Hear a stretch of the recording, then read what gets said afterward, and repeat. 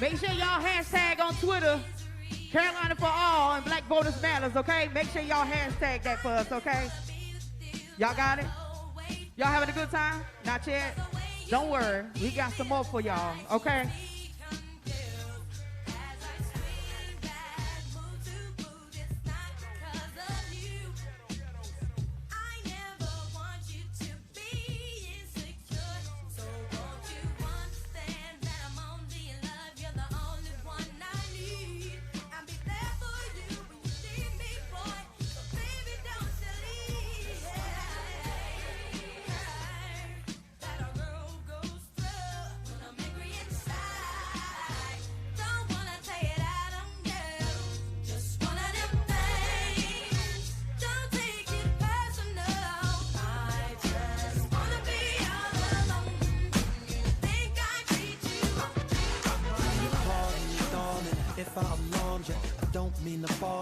I just wanna get you to pause and slow your walk so maybe we can talk and I can try to charm you.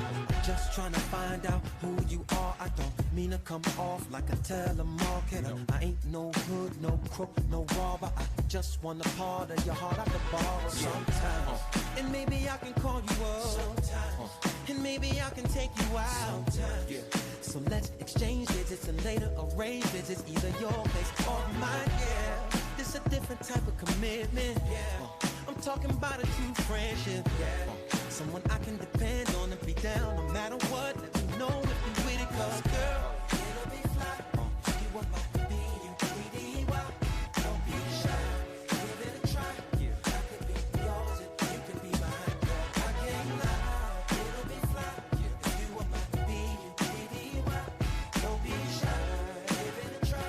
I could be yours and you can be mine. Sorry if I come off disrespectful or my convo is a little bit too sexual, but damn, it's incredible. Be more flexible, cause the context of this text is special. But wait, let me explain it. A buddy is an equal beneficial arrangement. A buddy is a buddy that don't be complaining when his or her buddy ain't the buddy that came with sometimes. And maybe I can call you up, and maybe I can take you out. So let's exchange digits and later arrange visits, either your place or mine, yeah. It's a different type of commitment. I'm talking about a true friendship. Someone I can depend on if you're down no matter what. Let me know if you're with it, cause girl, it'll be fly. If you are my B-U-D-D-Y. Don't be shy, no, give it a try. Yeah, I can be yours and you can be mine, girl, I can't lie. Yeah.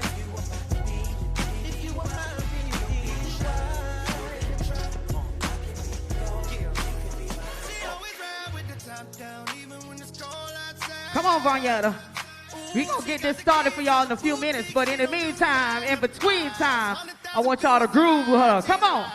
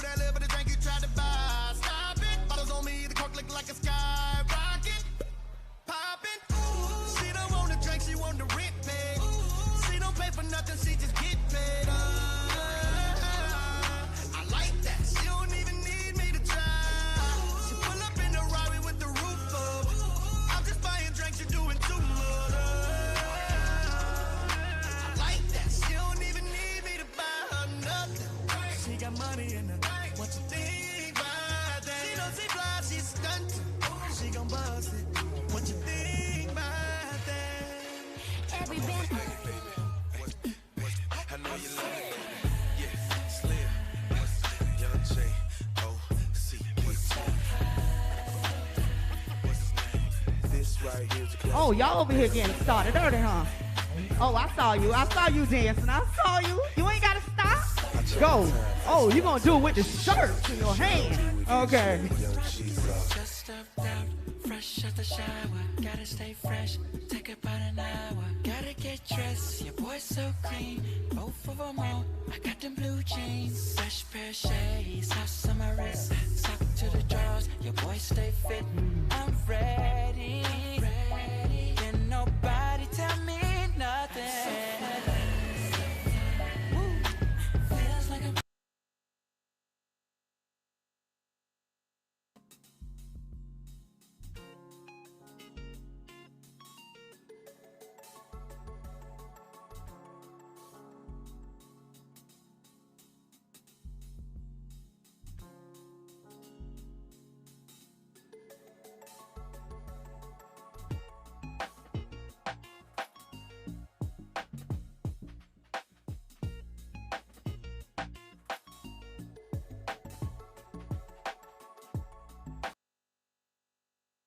gonna take this over. Yeah, feels like I'm taking off. I'm so high. On top of the world, feels like I'm on top of the world. So high, feels like I'm taking off. I'm so high. Don't you hate on me? I said, don't you hate on me? Don't me, don't me, don't me, don't me. My only love is always had a way of having bad timing. But to my great surprise, ever since I looked in your eyes, I had one question for you. Tell me if you want me to give you all my time. I wanna make it good for you. 'Cause you blow my mind. I promise, boy, that I'll be true. You're the perfect find, so tell me if you want me to. Yeah, if you thought I'd sleep on this, boy, you're wrong. 'Cause all I dream about is our first kiss. And you're the first one to make me feel like this. And this is one opportunity that I can't miss. No, no, boy, you wanna know the deal. You are wondering if the words I'm saying are for real. Y'all can't let Vanya up here dance by herself, y'all. She grooving. She in her own world. I need to see somebody else out there grooving. Because she is throwing down. Come on, sister. Y'all know the words to this song.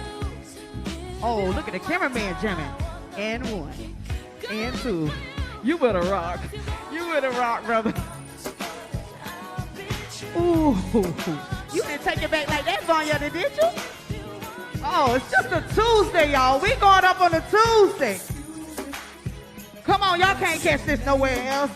I can't make this up. We do this all the time. Welcome to Columbia, South Carolina. If you just walked in the building and you ain't know where you was at. Excuse me, miss. What's your name? Can you come hang with me?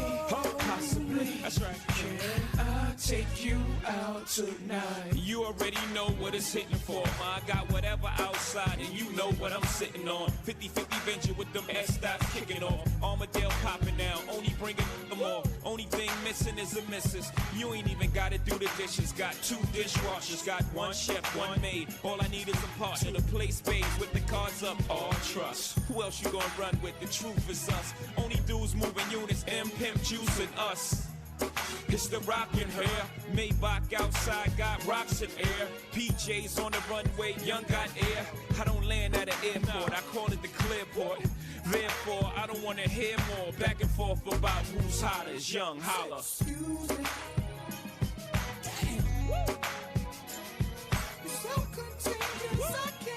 I got my Gotcha 9-7 on right now. You gotta puff it to this one. Can't roll it up to this one, boy.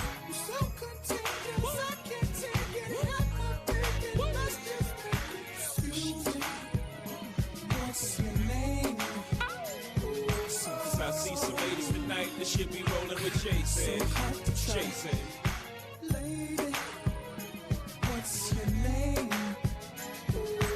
I see some ladies tonight that should be rolling with Jason.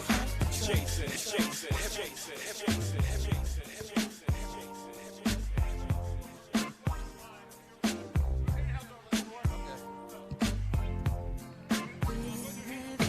Y'all don't forget the hashtag on Twitter. Carolina for all, Black Voters Matter. Hashtag on Twitter, okay? Tell them I said it, if anybody asks y'all.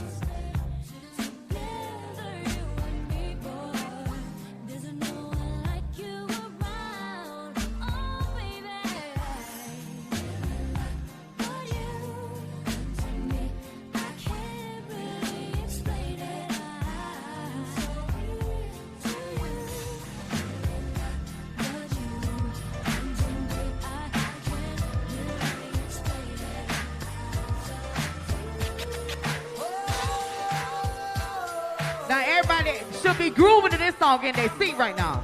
Y'all know this song. This always come on at the cookout. Y'all know this, right?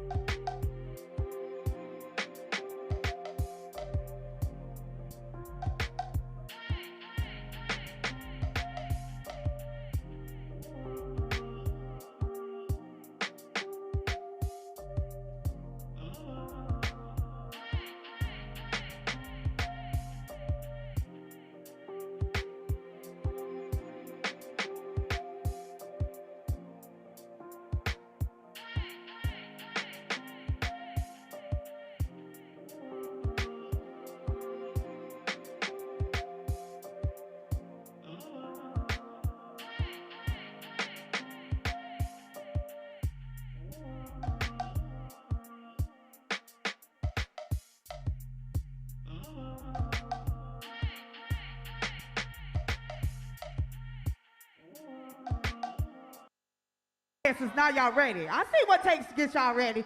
So listen, welcome to A Call for Justice. This is brought to you guys by Black Voters Matter and Carolina for All. So we're going to get this thing started with a beautiful that's going to be singing for us, okay? Destiny Johnson. Okay? Y'all get up for Destiny Johnson. She going to lift every voice and sing. Lift every voice and sing till earth and heaven ring, ring with the harmonies of liberty. Let our rejoicing rise high as the listening skies. Let us resound high as the rolling seas. Sing a song full of the faith that the dark past has taught us. Sing a song full of the hope that the present has brought us. Facing the rising sun of our new day begun. Let us march on till victory is won.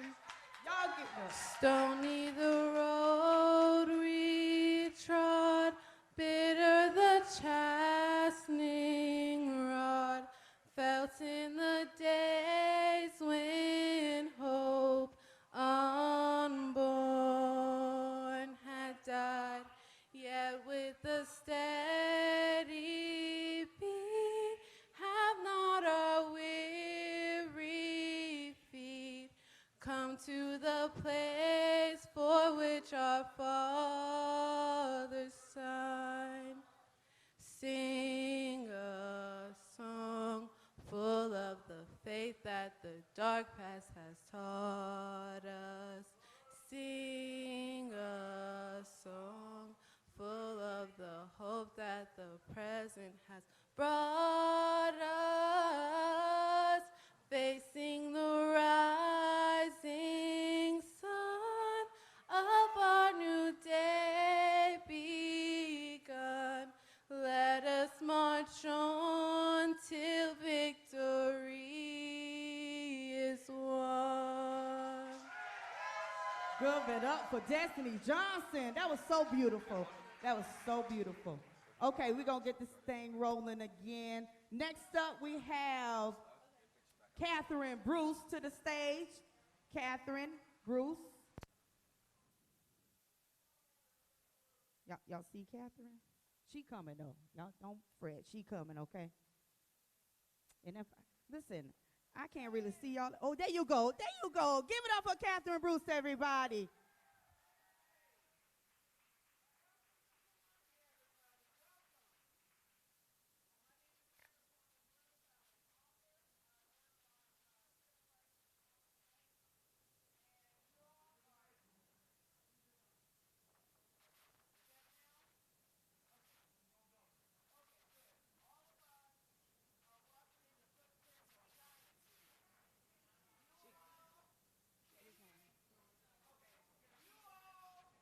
There you go.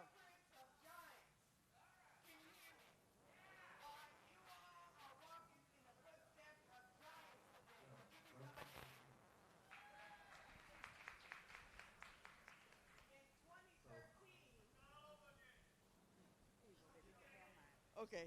How about this one? Oh. Praise the Lord. All right. Okay. Well, I'm going to start over again. I'm going to say one more time that you all are walking in the footsteps of giants with this tour today, with this freedom ride. So why don't you give yourself an applause for doing that? Now, in 2013, Ben Cheney, who is the brother of James Cheney, one of the 3 civil rights activists who was murdered in Mississippi, brought that tour through South Carolina. And he came to the Majeska Simpkins house, which is a black woman's historic site. And she was a civil rights agitator. And her home here in Columbia is a civil rights site, but despite her years of legacy, it was marked for demolition.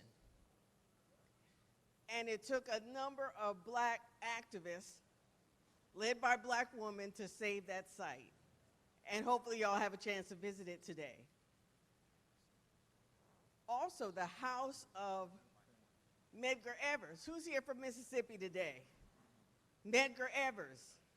His site, the Lorraine Motel, and the Audubon Ballroom, all sites where some of our heroes were massacred.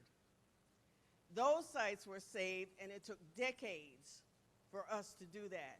And why? Because they want us to forget our history. They want us to forget our heroes. But we will never, tell me, we will never, never forget the people who sacrificed to make sure that we have rights. So today, you all who are here on this tour, I want you to remember that there are many ways to protect our rights, and there's no more important job for us to be doing today than this fight for H.R. 1 and S1. Okay? This fight for the John Lewis Voting Rights Act, this fight for the For the People Act. There's no more important fight for us today. So I want y'all to be aware that you are part of the solution. You are on the battlefield today. We may run across some enemies, but nothing is going to stop us because we have memory, we have history, and we have unity among us. We have unity. So I want to thank you today for being here. I have so many other people here who want to talk, so I'm going to make sure my speech is short. But again, we welcome you to Columbia, South Carolina, and we want you to remember all of the weapons in your pocket to do this work. You're the ones who are bringing it to fruition. So I thank you for being here. We welcome you to Columbia, and I appreciate the time. Thank you so much. Thank you so much. Y'all give it up again for Miss Catherine Bruce. Next we have Dr. Bobby Donaldson. Dr. Bobby Donaldson. Y'all can clap. It's okay. Yeah, okay. It's all right. We don't get no points or nothing, child. Just clap, honey. He coming, okay, I promise. Oh, you behind me. Oh, you snuck up on me. Okay, hello, sir. Thank you very much. I'm very honored to be here. I'm Bobby Donaldson. I'm a professor of history and director for the Center for Civil Rights History at the University of South Carolina. I want to begin with an observation by a woman on October 31st of 1937. She was invited to speak at a group called the Association for the Study of Negro Life and History, led by the great Dr. Carter G. Woodson. And on that occasion, the woman whose name was Dr. Mary McLeod Bethune from Sumter County, South Carolina, she said, if our people are to fight their way out of bondage, we must arm them with a sword and a shield, a belief in themselves. We must teach them their history from kindergarten to elementary to high. We must teach that history at whatever cost. And so today, we gather in the state capitol of Columbia of South Carolina. We're only a block from the State House. This initiative was supposed to take place on the grounds of the State House. But God moves in mysterious ways. You may not know it, but what I know is that 50 years ago, this old building was in the heart of a historic black neighborhood called Ward 1, a building that was displaced and uprooted in the name of urban renewal. And today, Black Voters Matter gather in this historic place to reclaim this neighborhood. We must arm ourselves with a sword and shield, arm ourselves knowing that 75 years ago, the great leader here in Columbia named Majeska Simpkins gathered people from around the world for a group called the Southern Negro Youth Congress. And they gathered here to strategize about defending the rights of black people to vote. Among those who gathered that day in 1946 was a young man named George Elmore. George Elmore, who had filed a lawsuit against the all-white Democratic Party of South Carolina. And in 1947, he won that lawsuit, but enabling black people to vote as Democrats for the first time since Reconstruction. But although George Elmore won the lawsuit, he lost his house. He lost his home. His wife was placed in a mental institution. So if we are gathering today to understand why we're defending the people, the right of black people to exercise their right to vote, we call the name of George Elmore today in Columbia, South Carolina. We call the name of 200 students 60 years ago who marched around our State House defending their rights. And for doing so, all 200, including a young man named James Clyburn, they go to jail for disturbing the peace on the grounds of our State House.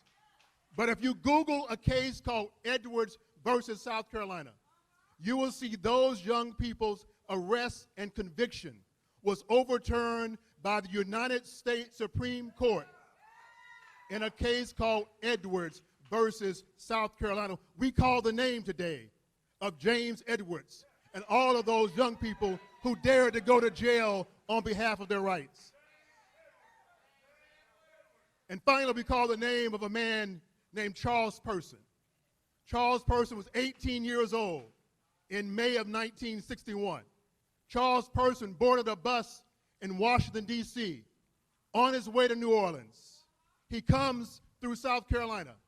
He comes through Rock Hill, where one of his seatmates named John Lewis is beaten in the Freedom Ride. Charles Person comes to Sumter, South Carolina. And then Charles Person stops in the Freedom Ride right here in Columbia on May 12th of 1961. They leave South Carolina and go through Georgia, and they find themselves in Anniston, Alabama, where his bus is bombed by vigilantes. Today we call the name.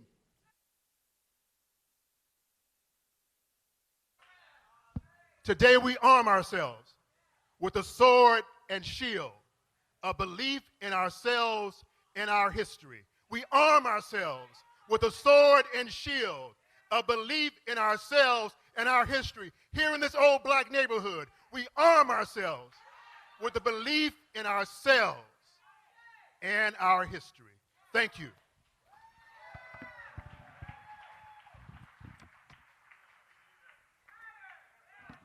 He did that, didn't he? Yes. I hope he got y'all riled up, right? He did. Y'all give it up again for Dr. Bobby Donaldson, okay?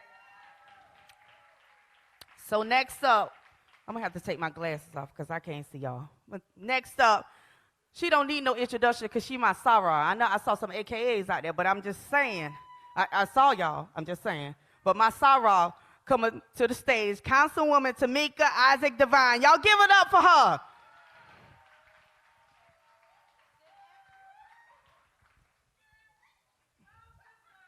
We all sisters, yes, we are. But we like to fight sometimes. Hold on. All right, good afternoon, beautiful black people. It is an honor and privilege to be here. I am at-large council member Tamika Isaac Devine, the first African-American female and the first African-American to be elected to Columbia City Council. And it is a pleasure to be here as I stand before you. I'm also a candidate for mayor, and when elected in November, I will be the first female mayor of the capital city of South Carolina. And so I want to share with y'all how important it is that we have the Freedom Ride and that you guys be here. Elections do not begin and end on Election Day. That is just a part of the process. But we got to be engaged year-round, every single year. And being here today, you are showing how important it is, not just for our vote, but the power that we have not only to elect good people like myself as mayor, but also to affect change and real policy in this country. We just celebrated Juneteenth, and I will tell you that before the federal government made it a federal holiday, the city of Columbia made it a paid city holiday for our city employees, because we know not only is it important to celebrate Juneteenth, but also to put our celebration and put action with it. And so the action that we have today is to understand the power of our vote. Not just voting, but supporting good candidates, educating ourselves on the issues, and holding all of our elected officials, no matter if they look like us or not, hold them accountable. And so I'm excited to be here today. I congratulate Latasha and Cliff for continuing the fight. And we know that we're going to continue to be in this fight with them, and we're going to continue to vote. We're going to march. We're going to bring people to the polls. We're going to support candidates. We're going to run for office, and we are going to bring the change really needed to bring the change in our communities. Thank you, and God bless, and thanks for being here.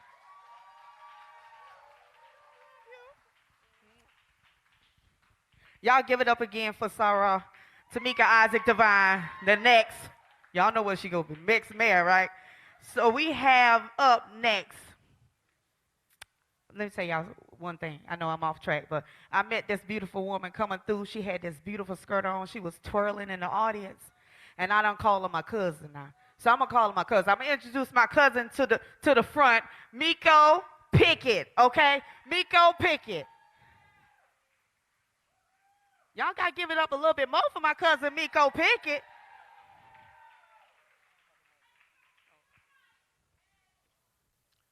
Well, hey, y'all, how y'all doing today? So, look, I do this thing, and I'm going to need y'all to help me with my speech, okay? So here's the thing. When I say, what time is it, I need you to say, it's time for change, okay? Let's try it. What time is it? What time is it? What time is it? Well, y'all, let me see. I'm here to tell you that freedom wasn't easy in 1863. When slaves thought they were free. It wasn't easy in 1961 when the Honorable Congressman John Lewis joined the Freedom Ride to bloody and violent outcomes in South Carolina. And it's not going to be easy today as we witness the numerous attacks on our voting rights, voting suppression, gerrymandering of the districts, impacting black and brown people all across this nation. The whole point of America, the promise of America, is the right to self-government, period. The forces of white supremacy believe in democracy only if they are to win. If they think they will lose, they may take away your polling places. If they think they will lose, they might cancel voting days. If they think they will lose, they might even require more ID. If they think they will lose because a lot of people are voting by mail, they will cancel the mail. If they think they will lose if we vote early, they will shorten or eliminate early vote altogether. And if after all that, they still lose, y'all, they may burn down your Capitol. What time is it? We need black voter empowerment. Every other part of our society gets to elect their own representatives, whether that's elections in Marion County, where I live, the statewide races in South Carolina, such as governor or U.S. Senate, or the 700,000 people who live in D.C. who don't get congressional representation at all. We must lift up black voices, black issues, and make the change we need to move forward and prosper as one nation.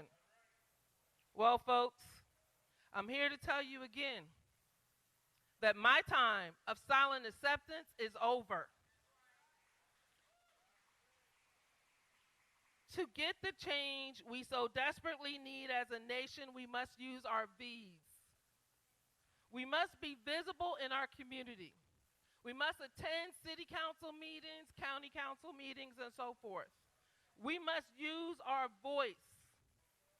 And most importantly, the last and most important V of them all is to vote. What time is it?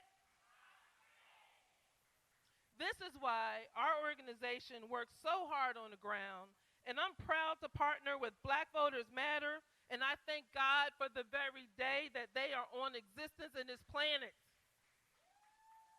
Thank you, Black Voters Matter. My name is Miko Pickett. Today, I'm asking you to join me and Black Voters Matter to do once and for all the right thing, to come together as a people, to ensure all people of all races can live and realize true and full spirit of the American promise. What time is it? What time is it? What time is it? Thank you.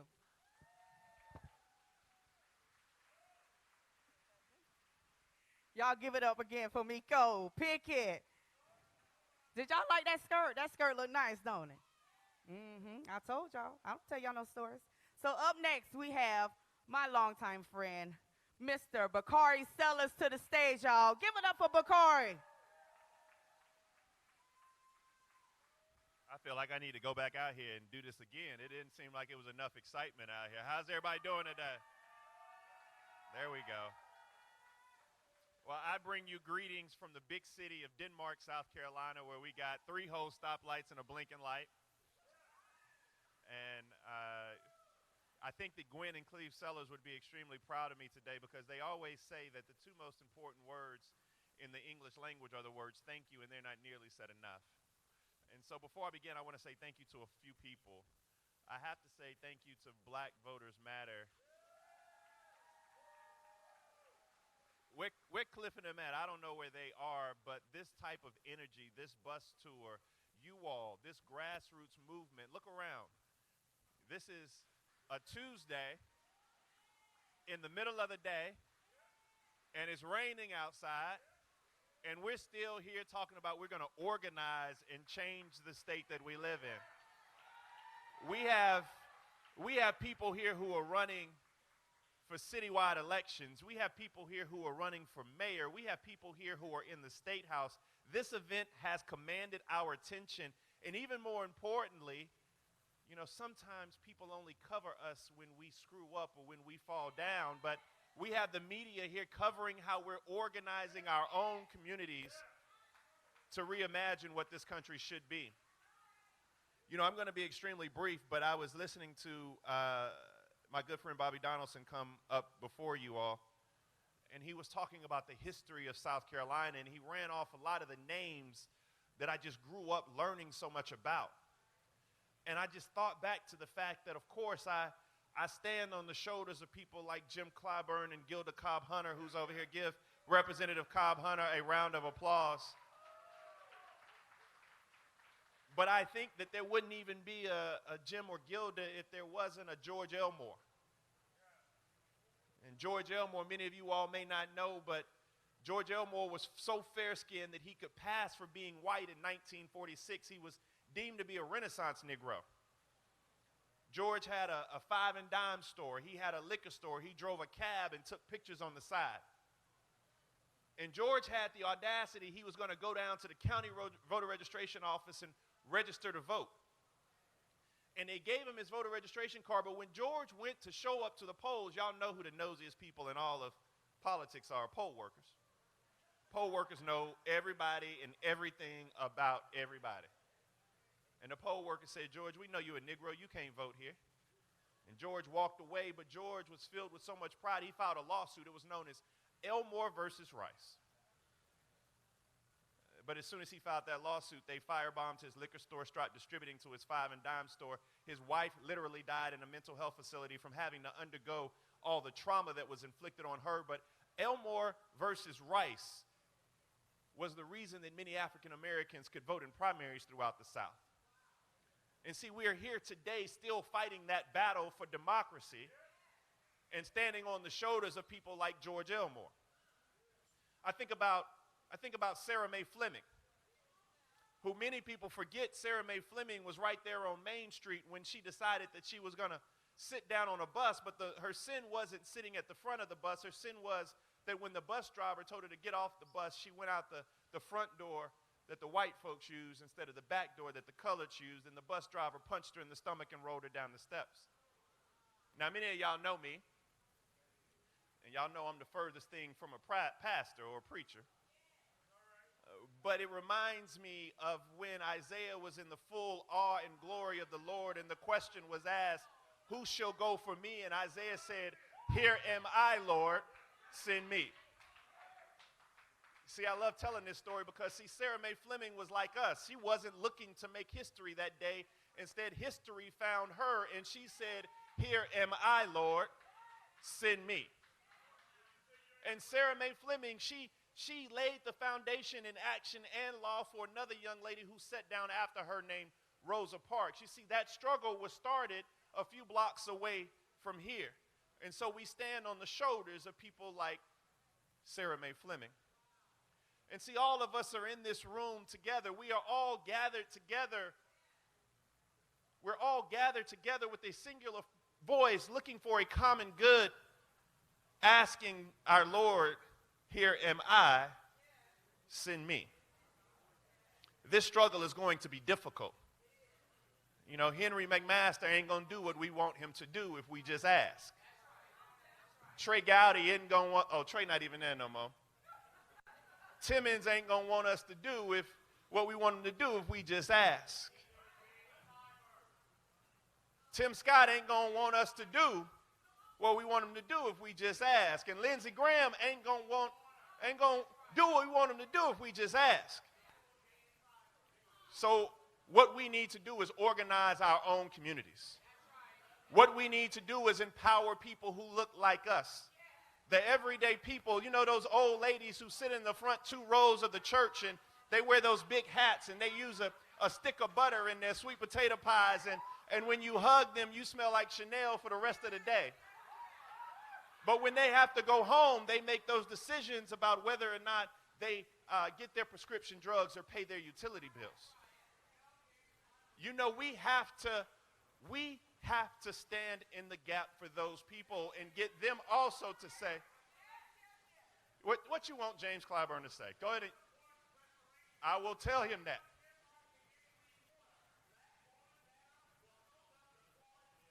I agree with him. Black voters matter. Now, I'll let you speak. What else you want to say? Go ahead. I agree with you. Can I finish?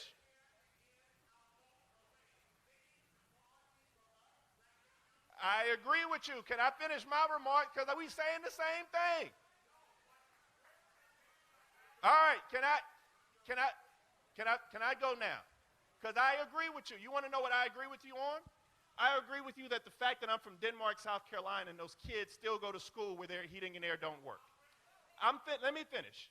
And their infrastructure is falling apart. And for longer than I've been born, we've had a quarter of shame in South Carolina. Let me finish. I'm from Denmark, South Carolina, where we don't have clean or potable water, but it's not the only place in South Carolina. Let me finish, because I'm also from Denmark, South Carolina, where in 2010 we lost our hospital, so we don't have access to quality health care. But let me finish. What I'm telling you is that we need your voice. We need everybody's voice in here, because now is the time that we have to stand onto the pages of history. Now is the time that we have to say, here am I, Lord, send me. Now is the time that we have to stand up for what matters, and we have to stand on the shoulders of those men and women who fought and died for our democracy. And now is the time for us to finally say, we deserve to be free. Thank you, and God bless you all.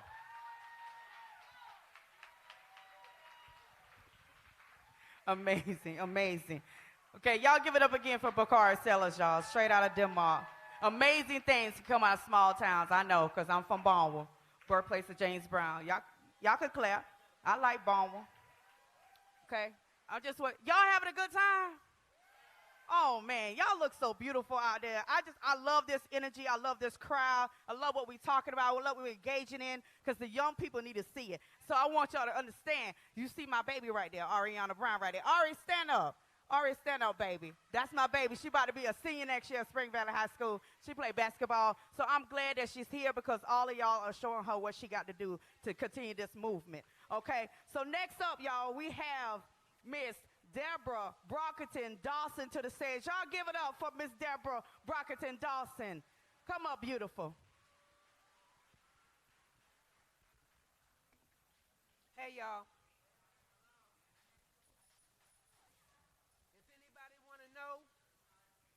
If anybody want to know, no, I did not get the memo.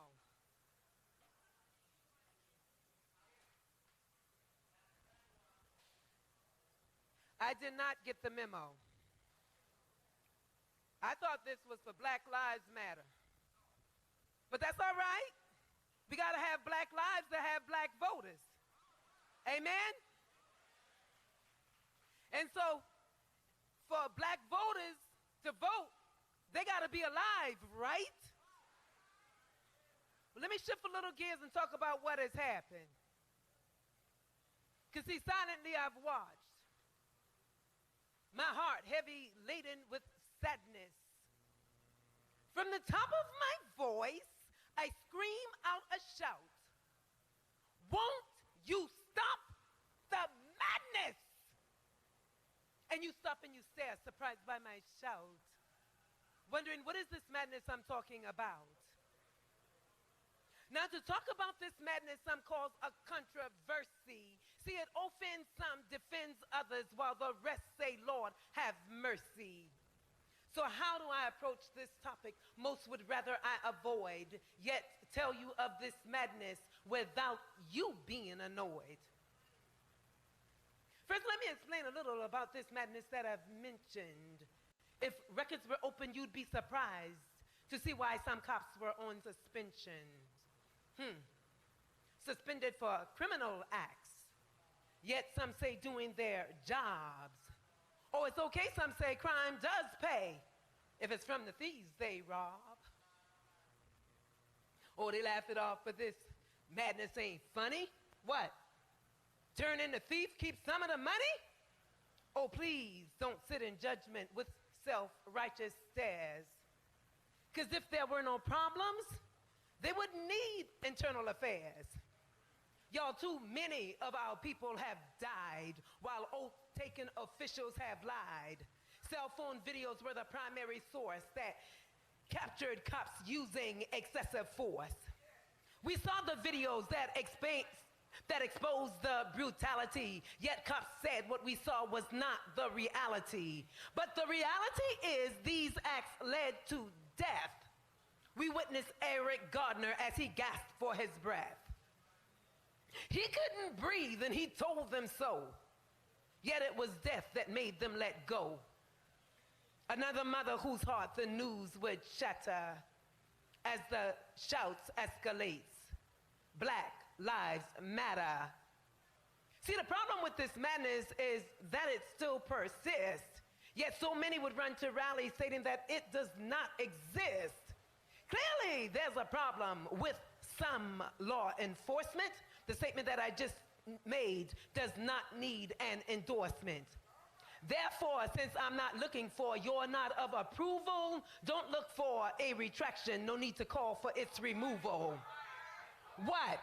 Wait a minute. Should we just look away with muted mouths and never say a thing about how the captured killer of the Manual 9 was taken by cops to Burger King, while our people are killed doing routine traffic stops? Think on that for a second as my mic drops. Hold up.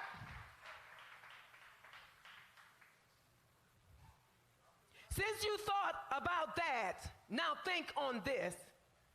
Enough is enough. We will not be dismissed. Because what happened in Minnesota on the 25th of May, as a cop knelt down, but it wasn't to pray. See, there was hatred in her heart, set on simmer, but it was seething. See, the only problem I believe he had with him was he was black and he was breathing. Hands in your pocket, knee on his neck, at times looking bored as if, what the heck? I can't breathe. Everything hurts. But his cries were ignored, as if on a mission of madness until his death was assured. Y'all, I can't breathe ain't an anthem. Let him exhale. And if you have probable cause, then take him to jail.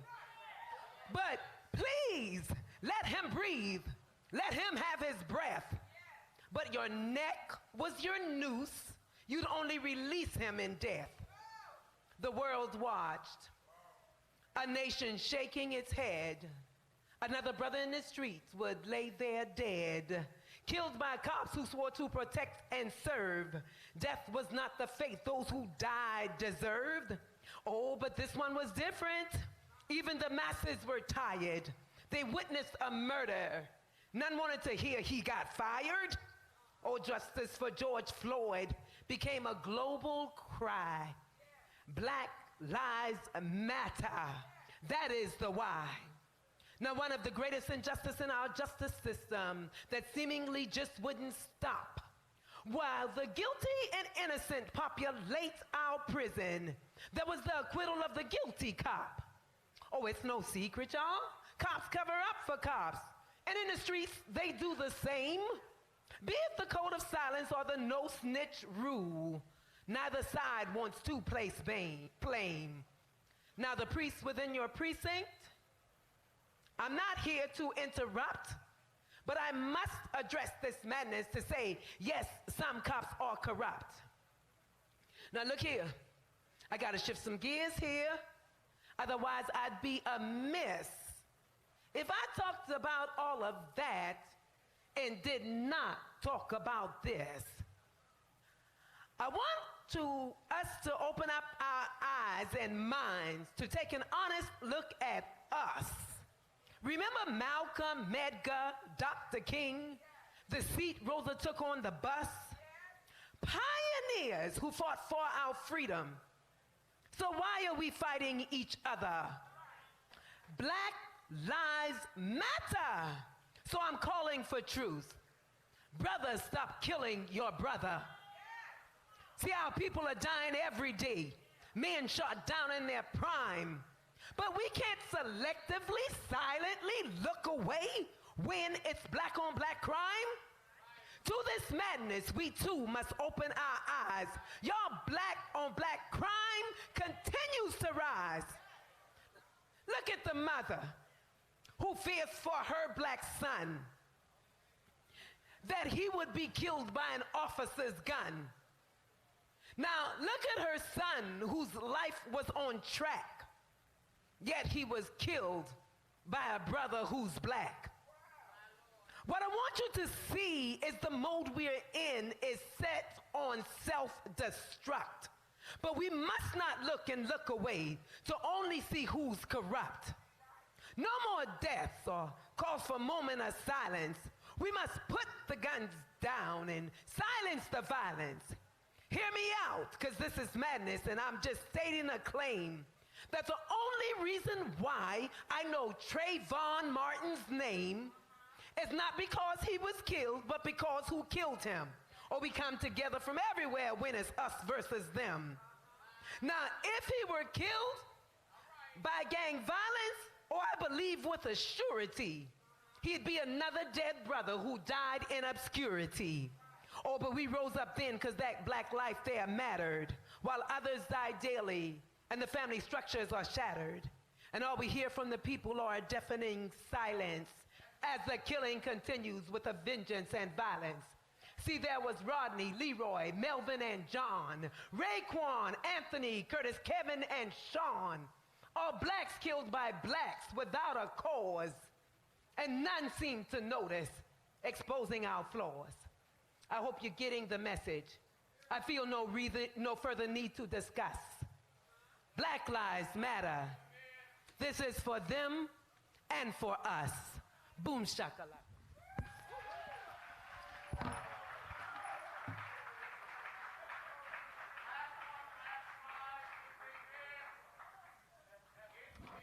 She did that, right? Y'all give it up again for Deborah Brockington Dawson, y'all. We're gonna keep this thing moving. Next we gonna, I know I can't see, so y'all just don't mind me, okay? So next up we have Elder Johnson. Elder Johnson, come on up. He's with the Racial Justice Network, and last year he was working with Al Sharpton. So y'all give it up for him, okay?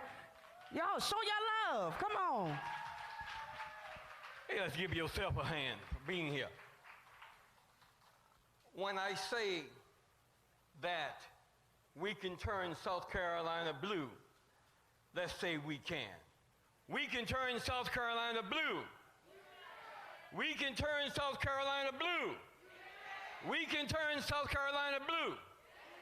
Yes, we can, and I know we can do that. So it's very important that we get everybody registered to vote for the midterm election.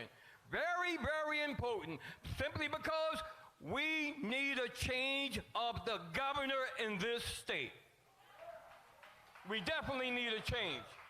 He is just a puppet for Donald Trump. So we need a change. Can we turn it blue? Can we turn it blue? Yes, we can. I want to thank Black Voters Matters and those who are responsible for this today. I've been in civil rights for well over 40 years, fighting the injustice in Georgia and in South Carolina. I've been just about the president of every major civil rights organization there is in South Carolina. I worked with Al Sharpton for 6 years as the state president of South Carolina. In South Carolina, there are so many police shootings of young black males that's not being televised on the national stage. And we have some of the parents here today whose son have gotten shot by policemen in South Carolina. And I want them to come on stage, please, so they can tell their story. And everybody from Racial Justice Network, please come on up. But we are sick and tired of mothers crying over their sons and their daughters all over the United States. Don't let this become numb to you. We have to speak out about it. We have to protest. We have to demonstrate. There's an incident happened in January in Charleston, South Carolina, where I'm from. Young man was electrocuted to death by being tased 9 times, and he had mental illness. Tased 9 times. He died in his cell. In his cell from 6 white officers tasing him. We cannot let this go unheard. We asking the national press to get involved in what's going on in South Carolina. Because we have a governor and an attorney general who don't give a darn about blacks being shot down, tased in South Carolina. There's so many that you don't know anything about. But and yesterday we had a protest at the solicitor's office who's saying that she may not prosecute the officer for tasing this black male 9 times and he died. So we protested her office on yesterday. So we have to come together with this. First person we're going to let is Mr. Walter Scott. You remember his brother, Anthony Scott. You remember Walter Scott got shot down by North Charleston policemen in Charleston, South Carolina, running away, got shot in the back. Okay. Anthony Scott. What time is it? What time is it? It's time for a change, everybody. Yes, I'm Anthony Scott. I'm the brother of Walter Scott. My brother was running away from a police officer. He was not complying. You know, they tell us that if we comply, our lives will be saved. Not the truth. We can comply all we want to. They're going to do what they want to do because we have racist police all over the United States, everywhere that we are at. Now it's time for a change. In 1964, Malcolm X wrote a poem, a speech. It was the ballot or the bullet. It's the same time we're living in right now. It's time for us to go to the ballot. And how do we do that? We do that by voting and making a change, putting the people in office that recognize us, that represents our best interests. We need that. We made a difference when we got 45 out of there. It was our vote that made that difference. That's why they're trying to change it now. It was our vote that made that difference because their vote is so close. It's so close. But when we get out and represent, when we get out and vote, we make the difference. We make the difference. What time is it? What time is it? It's time for a change. It's time for us to make the difference and put the people that we need to represent us, to represent our best interests. That's the time it's for. Because our black vote does matter, as we've seen it last year. This year, as we've seen it, they're still trying to fight it. Now they're trying to change it. Now they're trying to change, so we got to stay on point because we got to be ready for all the changes that they make so that we can't vote. They don't want our vote to count. We fought too hard for it, and our vote will count. I just wanted to say something about this brother right here. On April 4th, 2015, my brother got shot in the back by a rogue police officer. This man came to the scene, and he was there the entire time. Didn't even know him at the time. He was there the entire time and trying to make sure that things stayed in order. He was there, and he stayed with the family throughout the whole ordeal. This man is real. Elder Johnson, I just want to say thank you. Thank you, brother. But it's important because, see, my family, we didn't want to see any other mother have to cry those tears for their sons being shot by a rogue cop. But it continues to happen. And until we can get out and make the right votes in Senate, all levels, mayoral votes, city councils, every one of them matters. We have to make a difference so we can get these people out and get the right people in. Amen. Okay? Thank you. I don't want to take up your time too long, but I'm Anthony Scott. Remember me. Thank you.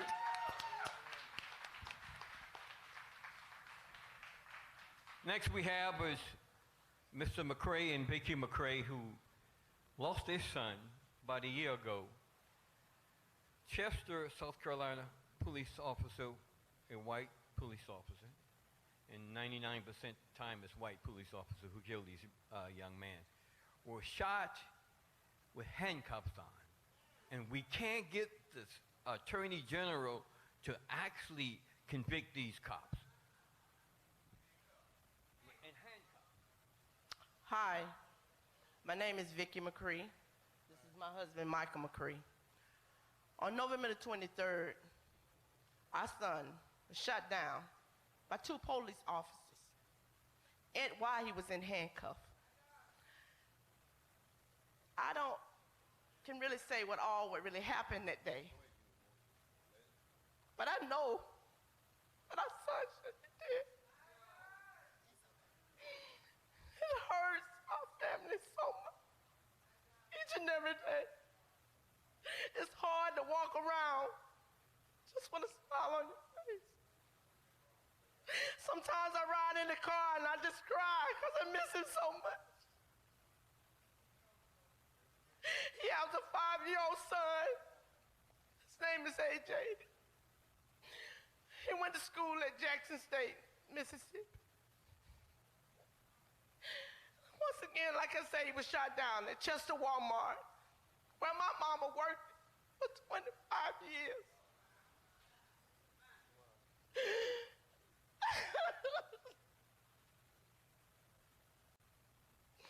But on that particular day, when our son got shot down, unfortunately, my mother wasn't working. was almost, she was retired then. But it was just when they came to us, I got a call that my son had been shot. I didn't know how to take it. I didn't know how to take it, but it was so hard. And it saddened my heart so bad. But I asked God to give us strength each and every day. And I've been in that town for 50 years of my life. And it seemed like no one but all those people that I know that was out there. I know somebody seen something. But nobody want to say nothing. But that's all right. Because I know it's a God that sit high and he look low. And I know he gonna work everything all right. All I got to do is just keep the faith. Because we, as a McCree family, we don't deserve that.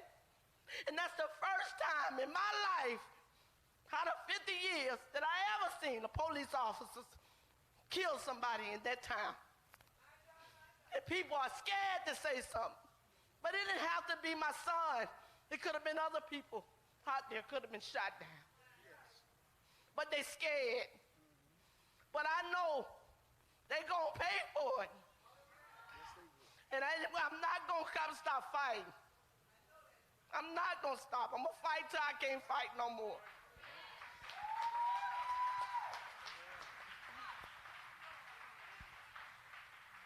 Hi, my name is Michael McCree, and my son, Eric McCree, he was shot at Walmart in handcuffs, like my wife said, and it's hard to deal with, losing my son, but to see what my family have to deal with every day, as you can see, when my wife is crying and going through this, it's hard for me, because as a man, y'all know, we like to fix things. We like to make things right. But with this, we can't. I can't. And it hurts me to see her go through this and my family, my kids and stuff, because, you know, we miss him dearly because he was a big part of our lives. Because we used to go see him when he played school in Jackson State, Mississippi. We'd go down there and visit him, watch it while he played. And like he said, he moved down there for a little while, and he got a son when he was down there. So we here now taking care of him. We have him now. We don't take care of him, but we keep him apart, you know, watch back and forth. But like I say, we really miss my son, and it hurts us dearly to see that we lose our son, but the officers still have their lives. And they still get a job to go and do the things that they need to do. Because they'll suspend these officers for a while and they'll get to move somewhere else and get another job. But I don't have enough, I can't get my son back. And the only thing I want out of all this, I just want some justice. I want the same justice that they wanted my son to have that day. I'm not the type of person I always try to do evil for evil, but when it comes down to things like this needs to stop. Amen. Because like I say, I turn on the news every day.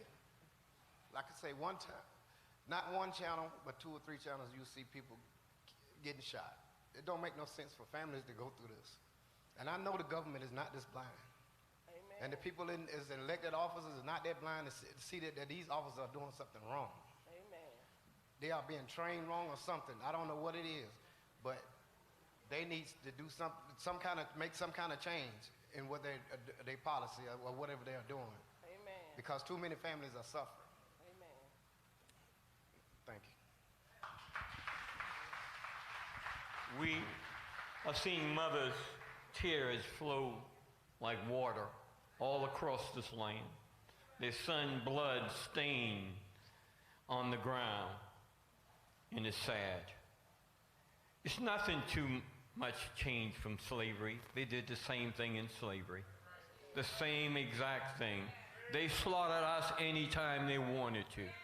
I live in Charleston, where every day I walk down that street, it reminds me of slavery. Because they make $9 billion that white folks come and see the slave market and see whatever slave built. But that $9 million they make every year does not go back into reparation for those families who built those buildings down there. We had Juneteenth a week ago. And the mother of Juneteenth came to Charleston at Militant Plantation, and she spoke about the plantation, but the plantation had thousands of slaves, and they're making millions of dollars today. Not one dime go back to the ancestors, to the families of their ancestors today. So we want reparations, number one. We are going to have to sue the city of Charleston because we built that. We have to go to sue Militant Plantation because we work in the fields on that. We want reparation, and because we have got the 40 acres in the mule lands bring wealth. They took it away from us and gave us a block of cheese.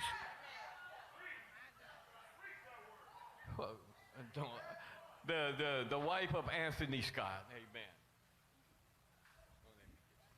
Hello, my name is Denise Scott. My brother-in-law was Walter Scott. But I want to make a plea to the women. I want you to know that when Jesus was buried, who was the first one to find his body? So when my brother-in-law was killed, my mother-in-law went through something very hard, just like this mother. I wasn't going to say nothing, but when I heard that mother crying for her son, I have two sons. I have a husband. And you know, with all this police brutality, even black-on-black crime, sometimes a mother, a wife, a spouse has a heavy heart when those sons, those kids, those spouses leave home. We concerned. So women, we got a great duty too. Single mothers, wives, sisters, aunties, cousins. I need for you, women, to continue to carry the word, to get the vote out. Because in 1961 May, the Freedom Riders started. It was 13 of them on that bus. They were black, white, women, and men. It wasn't just the men, it was the women too. And they went to my hometown, Charlotte, North Carolina, and they left there and they went to Rock Hill. But in Charlotte, the guy bent down to shine his shoes because he saw the shoe stand. The shoe stand belonged to a white man. And he got beat just for using the brush. So we come a long way, but we got a long way to go. So women, I want to make a plea. Denise Scott want to make a plea with you to get out and take yourself, your children, your auntie, your mama, your daddy, your cousin, the ones that don't want to go. Not these people in here, because I came from Charleston, he came from Charleston. I know people came from different places, but the ones that's not here, they need the word. They need to know that their vote matters. Your vote matters. My vote matters. And that's the change that's gonna happen. Vote. Okay, we have one more speaker. When we talked about voting, here is the next mayor of the city of North Charleston, and we'll sit down. It's John Singletary. He's the next mayor, will be the first black mayor in Charleston, South Carolina. He's going to tell you a little bit about what's happening in Charleston and in South Carolina, so we need to be aware of what's going on. You got to check your registration because they're purging people off the list who haven't voted in 2 years, all right? Thank you for the opportunity. We talked about the Elmore versus Rice and the fact that we were able to vote after Reconstruction. Read that case, it's beautiful, in that we not only got the right to vote, but to vote for a candidate that looks like you. Because prior to that, your vote was only good for someone else. So out of that came the fact that you could put a black candidate on the primary ballot. And that is major. We want you to understand with crystal clarity that when it comes to voting, they affect your vote in 3 ways: before the vote comes, during the vote, and after the vote. around South Carolina, we have documentation to prove that on the EVRL list. That's the list that they use to verify you when you come to the polls. In some instances, they are only allowing 3% of the registered black voters to go on that list.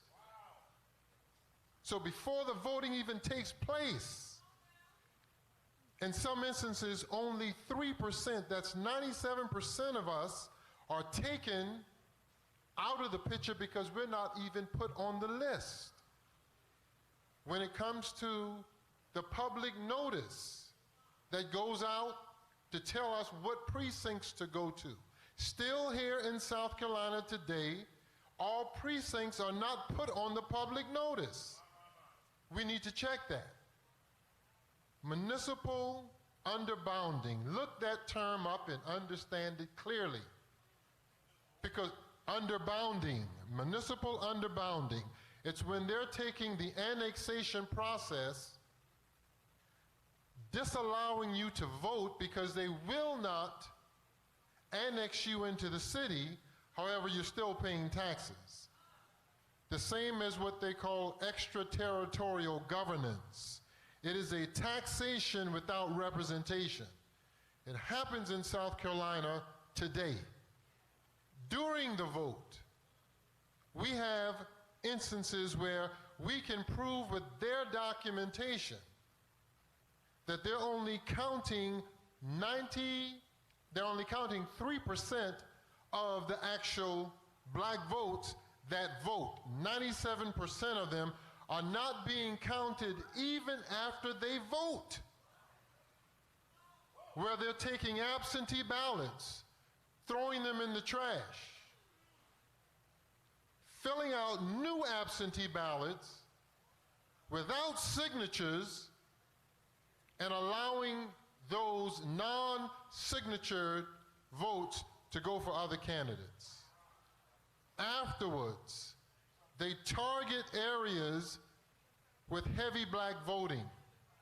We found, and I have documentation for everything I say, we found neighborhoods. We've got one such black neighborhood that had 2,500 registered voters. When they voted at a rate of 50% for a black candidate who will represent them after the election, they removed all but 400 of them from the active list to the inactive list. In essence, they're purging those communities. That's 97% of them wiped out. What is crystal clear is that in spite of all those things, you still get out and vote. We have cities where African Americans are outvoting all other races combined. And yet, because of the tactics being used, they are still under oppression from being white ruled. So what I'm saying is that in addition to getting out and voting, we must check the numbers on the back end in relation to the law, and we have to fight for what is rightfully ours. Elmore versus Rice ultimately happened in the court system, and there's going to have to be some court battles fought before we get all that is ours. So moving forward, make sure you go back and check the numbers. Thank you. Thank you very much. We appreciate you, and we'll see you in Washington, D.C. Thank you very much. God bless you.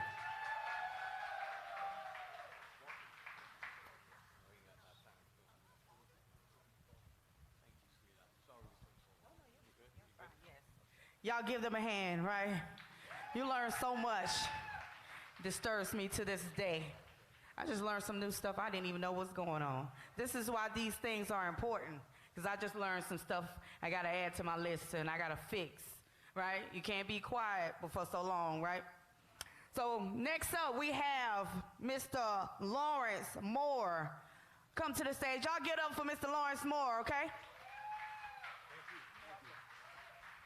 Thank you. It was a pleasure to be here with y'all today.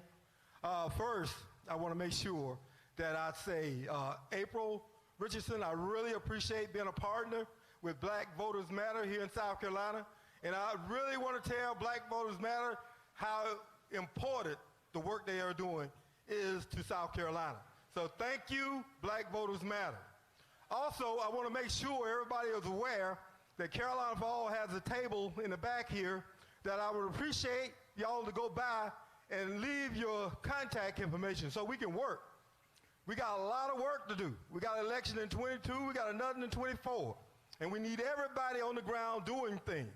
So please go by our table back there, and if anybody just happen to be not registered, you can register, and also you can check with a QR code if your registration is still valid. So please go by our table. The thing that I actually came up to do is introduce a friend, someone I met back in, well, I ain't gonna say anything about the years, but we worked together with Jesse Jackson and he ran for president. And so that my friend Gilda Cobb Hunter, that everybody in here knows, will be up next. And one of the things I want to mention, I was fortunate enough to be able to work in the 2020 election cycle. And the work that Carolina for All did uncovered a number of things that we thought was important. Because of the pandemic, the state of South Carolina uplifted some of those voter suppression laws so we could vote safely. So watch out, South Carolina. After we realized that we didn't have to wait till the last day to go vote, that we could use absentee voting by mail and in person, they decided to let us do that. So we want to continue to do that. And Representative Gilda Cobb Hunter out of Orangeburg, the longest serving legislator in the state of South Carolina, was so gracious enough to support our bill. Voter Access Bill 3822 was created by grassroots people in the last cycle. But so I don't take up much of Gilda's time, I want to invite her on up to speak. Gilda Cobb Hunter, thank you.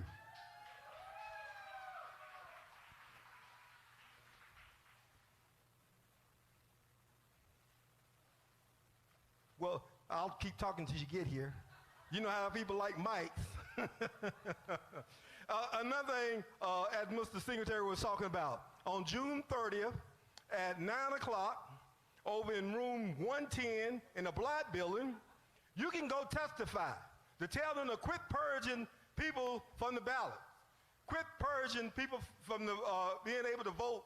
So go by and tell our representatives and call them that they need to stop the purging. Where Gilda at? Go on up. Thank you, Gilda. Thank you, baby. Oh, you're sweet. Hey, y'all. Hey, how's everybody? Well, look, it feels like y'all ought to just stand for a minute and kind of do something. Haven't you been sitting for a while? How about just, if you feel like it, and if you're able to, just kind of stretch for a minute. Is all the fish gone and all the chicken? I'm real serious, y'all. I was waiting for a piece of hot fish off the grill. Off the thing. Okay, listen, it is so good to be with y'all. I know you've heard from a lot of people. Let me just tell you, I like to try to make stuff plain. And so here's why I'm here. Just to say, all this fancy talk, y'all, this is not rocket science, okay? We know what we need to do, and we know how to do it. I'm a member of the South Carolina House, and I'm here to tell you, we need some help. We need some help. I've had a whole lot of people talk about it, and let me stop for a minute and welcome Miss LaTosha Brown and Mr. Cliff Notes and all of the Black Voters Matter team to South Carolina. Y'all give it up for them if you would. We are so glad you're here, guys, and let me just say this to you if I may. Since the victories in Georgia, let's give it up for Georgia.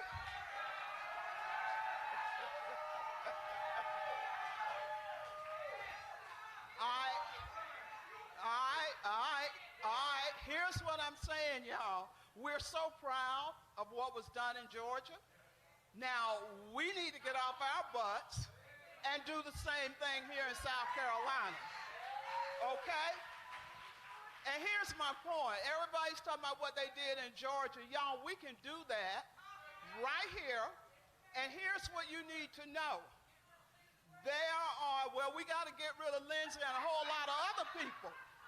We got to get rid of him and a whole lot of other people at the federal and the state level.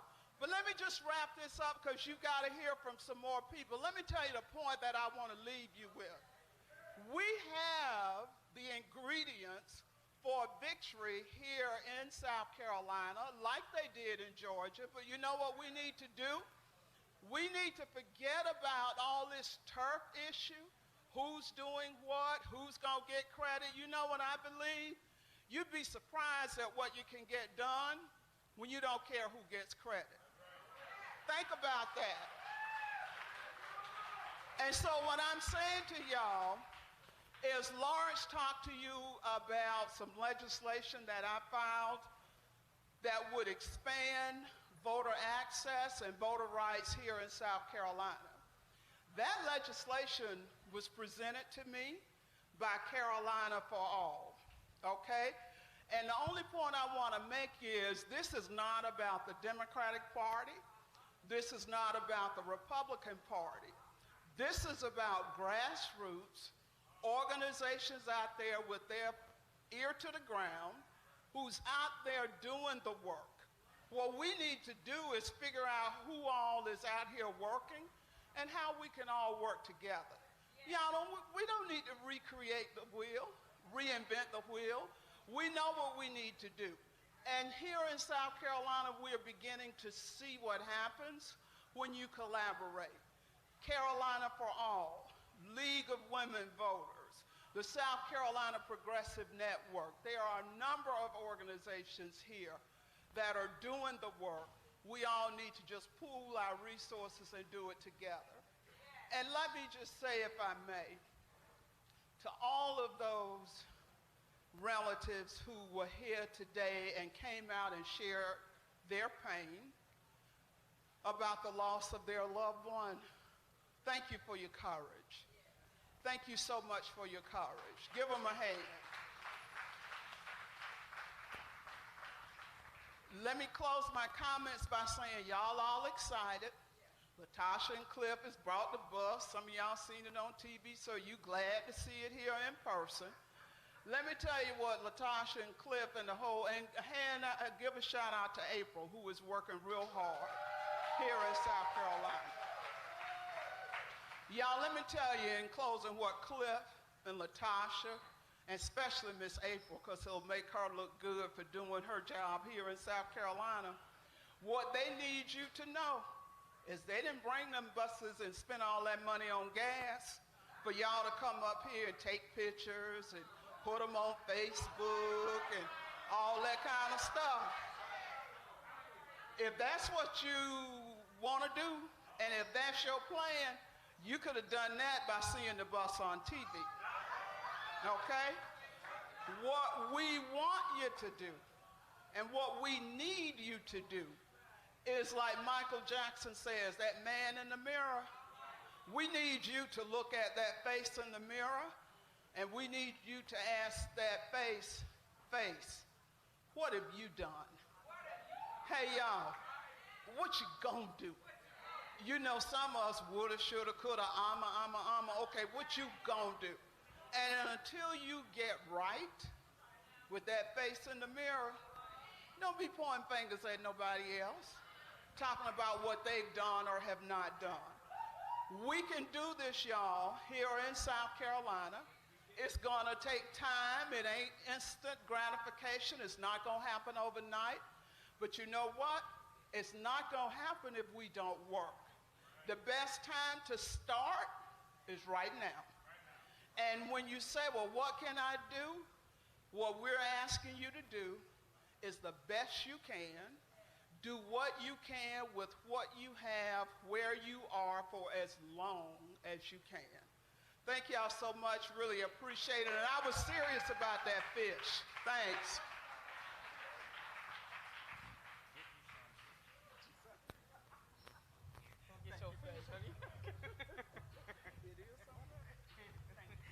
Y'all give it up again for Representative Hunter. Okay. Oh, Cobb Hunter. Get me together, Auntie. Y'all know Auntie got to get y'all together. Y'all ready? Y'all ready for the next speaker? Wait a minute, y'all done went to sleep on me? Let's do this one more time. Are y'all ready for the next presenter? Okay, y'all read me. Okay, so next up we had the president of Unite Here, Local 23, Marlene Patrick Cooper. Y'all give it up.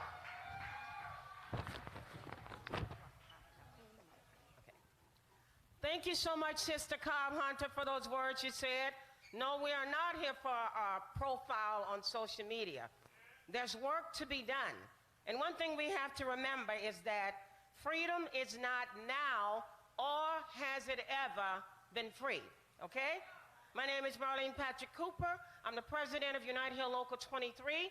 We represent workers in the hotels, in the casinos, in the ballparks, in the convention centers, but they are predominantly in the South, in red Republican states. But that doesn't stop us, because as Sister Latasha always says, we're going to keep on marching, we're going to keep on walking. And it's an honor, privilege for our union to be riding right along the blackest bus to D.C. to really put a spotlight on this voter suppression. And that's why we're here for. And it's quickly, and I got it, we have our brother Sean Mills, who's from Atlanta, who want to share a few words also why we're here. Hey, I'm gonna be real quick. My name's Sean Mims. I'm from Atlanta, Georgia, at Unite Here, Local 23. And I'd like to thank Black Voters Matter for getting us this opportunity. We stand beside them. This has been an amazing trip. I'm going all the way to D.C. And I just want to tell y'all real quick why I'm riding. So when I think about why I'm getting on the bus, I go back to those freedom riders. And I think about what were they thinking when they was getting on the bus, to know that you were going to be beaten, that you were going to be denied services at a hospital, that you're going to show up with broken bones and open wounds in your forehead, and they tell you that we're not going to treat you. They send you on your way. When the police is planning with the KKK, coordinating your beating, and you get on the next bus, and you keep going to the next bus. And in my birthplace, Anderson, Alabama, where the KKK firebombed the bus, and they kept getting on the bus. And they got on the bus for 7 more months after they got firebombed. It kept going, knowing what's coming. So why I get on the bus is because I think that they knew that there'd be a future generation that they could pass the baton off to, and that in my state of Georgia, that we would go out in the heart of the Confederacy, in those red Republican states, and we would send a black man and a Jew to the Senate on behalf of the great state of Georgia.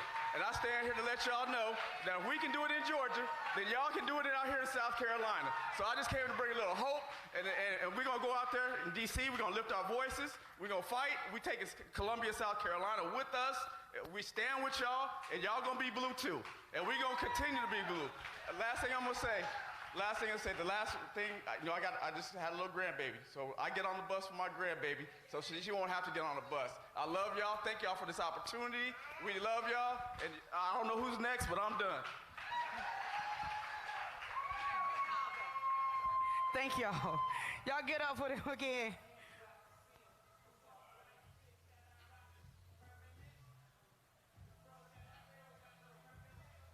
Okay, next up, y'all, we have the youngest presenter here. Okay, so y'all gonna show some love. Miss Courtney McLean. Come on out, Courtney. The NAACP Political Action Chair at the University of South Carolina. Y'all show us some love. Testing. Okay, yeah, it works. Hi, my name is Courtney McLean, and I am a lifelong resident of South Carolina from the Sparkle City of Spartanburg. 60 years ago, what started off as 13 revolutionaries voyaging from Washington, D.C. on May 4th, 1961, ended as 436 individuals participating in 60 separate voter freedom rides in the South. These rides established CORE, the Congress of Racial Equity, the desegregation of buses by the Interstate Commerce Commission, and what we are here for today, the Valiant Voter Education Project. Since the Supreme Court invalidated a key provision of the Voting Rights Act of 1965, South Carolina has done nothing but continuously chip away poor and minority voting rights. Gerrymandering, having laws that promote at-large voting in black and brown communities. And Section 4 of the Voting Rights Act of 1965 was decided to be unconstitutional in 2013. This section determined which states with a habitual history of discrimination against minority voters will have to receive clearance from the State Department or the Federal Court of Washington before they made major or minor changes to voting procedures. South Carolina was among the 9 states under this section. During the 2020 elections, 52 voting precincts were closed in Greenville alone, which by no coincidence has an increasing amount of Democrat turnout. 131 precincts were relocated throughout the entire state, and it was not publicized to a single voter. Rather, all of the new voting locations were quietly updated on the South Carolina Election Committee website. This intentional conceal of information not only hurt us in 2020, but also in 2018 and the gubernatorial elections, where an estimated 200,000 eligible black voters did not vote. And with our first ever black woman running for governor in South Carolina, we must not let history repeat itself. We must not only activate those 200,000 voters, but register 200,000 more and get someone that finally looks like us and represents us into the governor's house. For the young people of my generation and beyond, we must stop being comfortable with giving our parents and grandparents the responsibility to vote for our future and when they will not be in our future with us. We must take the same charge as John Lewis and Genevieve Hughes and Mae Moultrie and all of the other original 13 freedom riders ranging from the ages of 18 to 28 that flipped the South. If our votes did not matter, they would not continue to close down 131 precincts within a single election. They would not continue to gerrymander districts. They would not have at-large voting in minority areas. They would not push the big lie of voter integrity based on 2 voter fraud cases outside of our state. Over 300 voter suppression laws have been on the floor or passed across 45 states in America. It is our time to stand up and show up. Black votes flip Georgia and Atlanta. Black votes flip Pennsylvania and Philly. Black votes swayed Michigan and Detroit. And black votes will flip South Carolina in 2022. Thank you. Y'all give it up.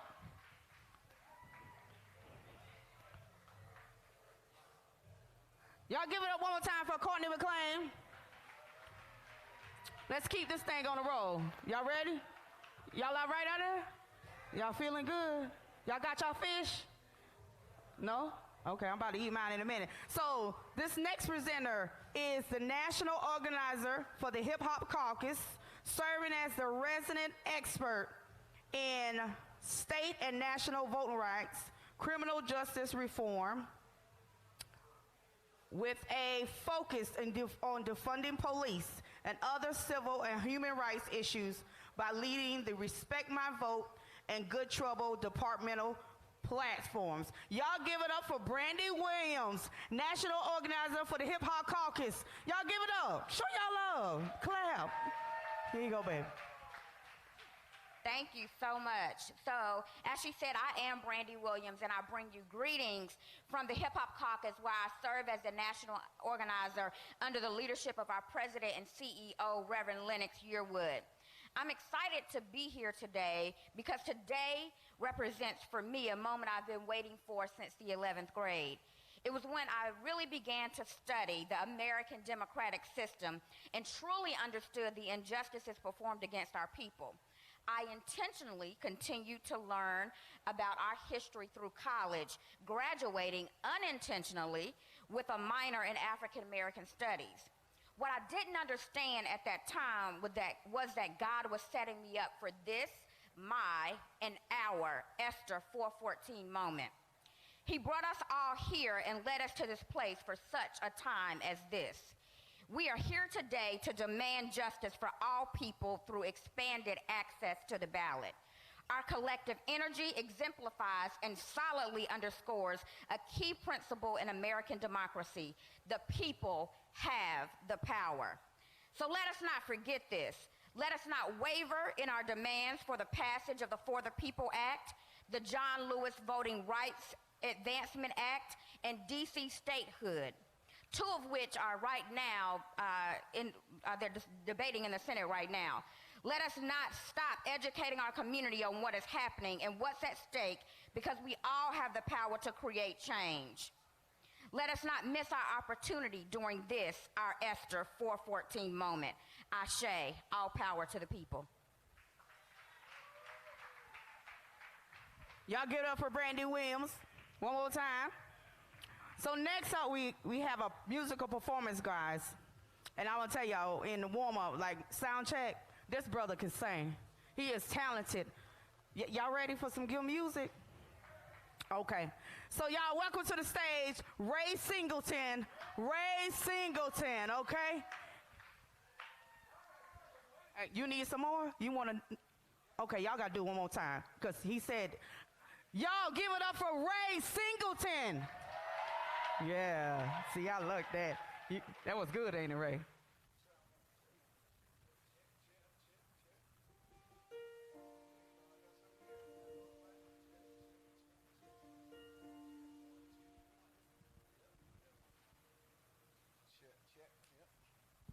Check. There we go. One more time. Can y'all make some noise one more time for Black Voters Matter?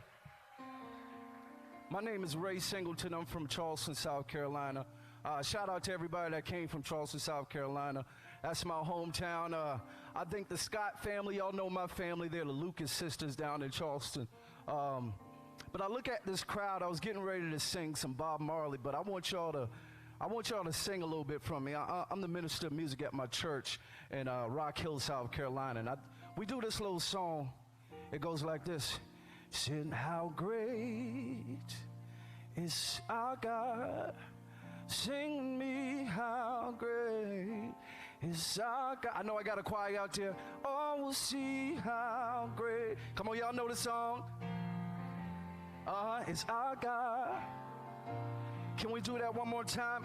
How great is our God? Come on, choir. Sing with me. It's our God.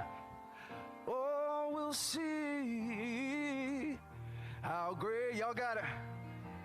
It's our God. Now this next part is real easy. I just need y'all to repeat after me. It goes like this. He's the name above all names. Yeah, and he's worthy of all praise.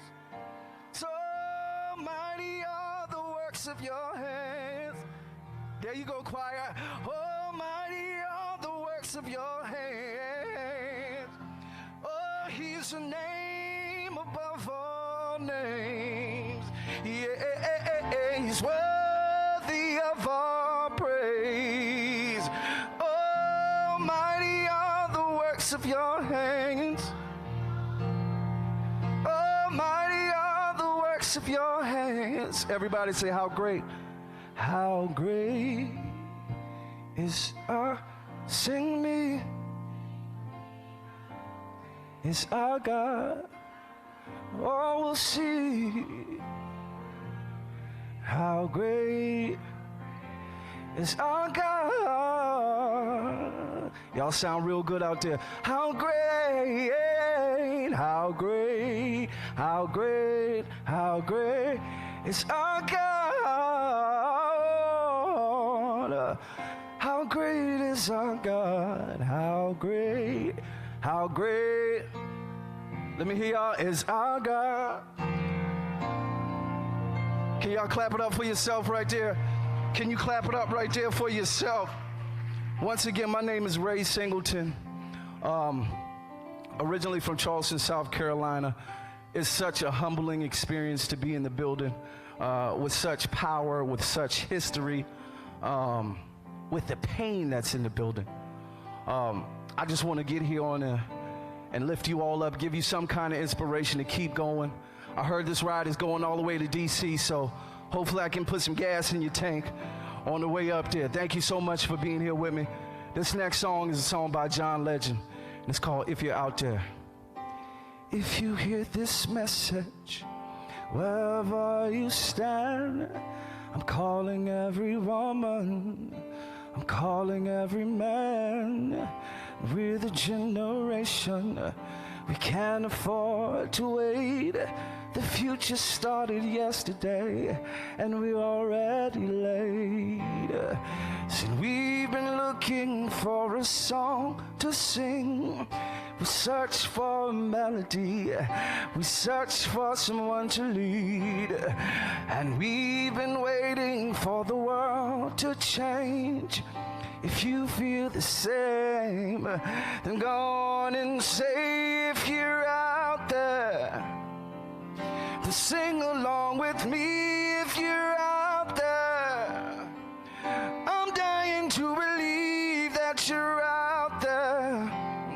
Stand up and say it loud if you're out there.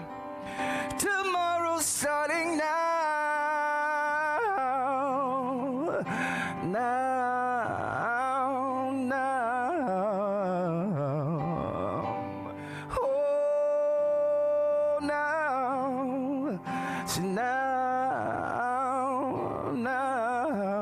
I'm gonna take a pause real quick. The stage managers, Tiffany, said, just because I'm up here singing, that doesn't mean the show is over, okay? So y'all stay right there. We still got a little bit more show left. I just want to give you a little bit more inspiration before. Is that all right? Is that all right? Y'all talk back to me now. I'm working hard up here.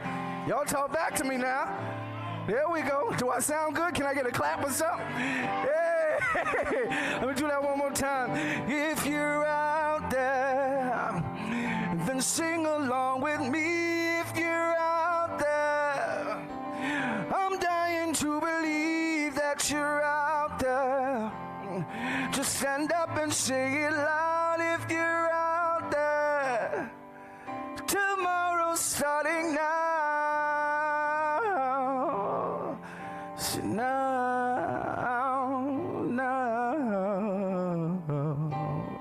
Yeah, now.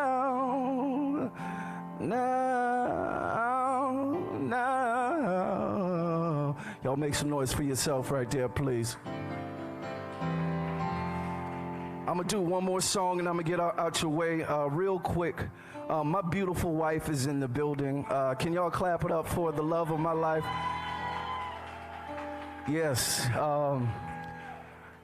Some of you may notice or recognize me or my wife. Last year, we were on the Ellen DeGeneres show. She is a 2-time brain cancer survivor. Yeah. She is cancer-free right now. Yes, and God is the greatest. So I love that woman right there. And this is a shameless plug. One of these Tuesdays, I'm going to be on America's Got Talent, so I need y'all to vote and look out for the kid. Once again, my name is Ray Singleton.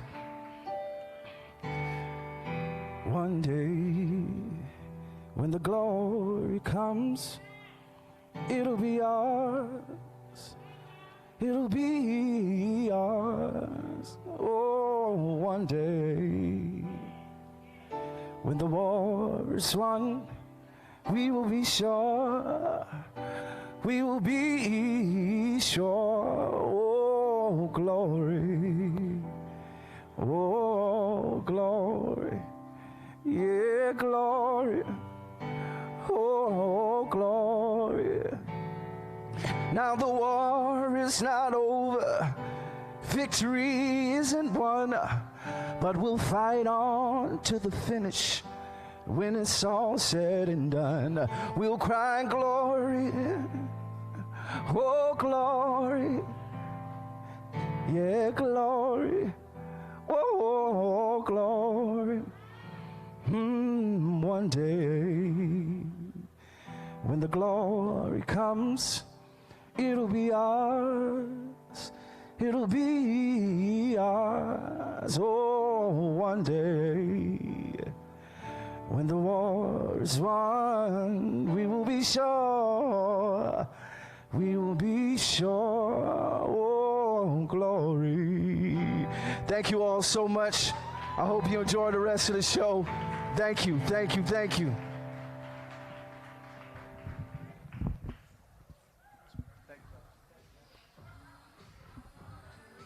Y'all give it up one more time for Ray Singleton.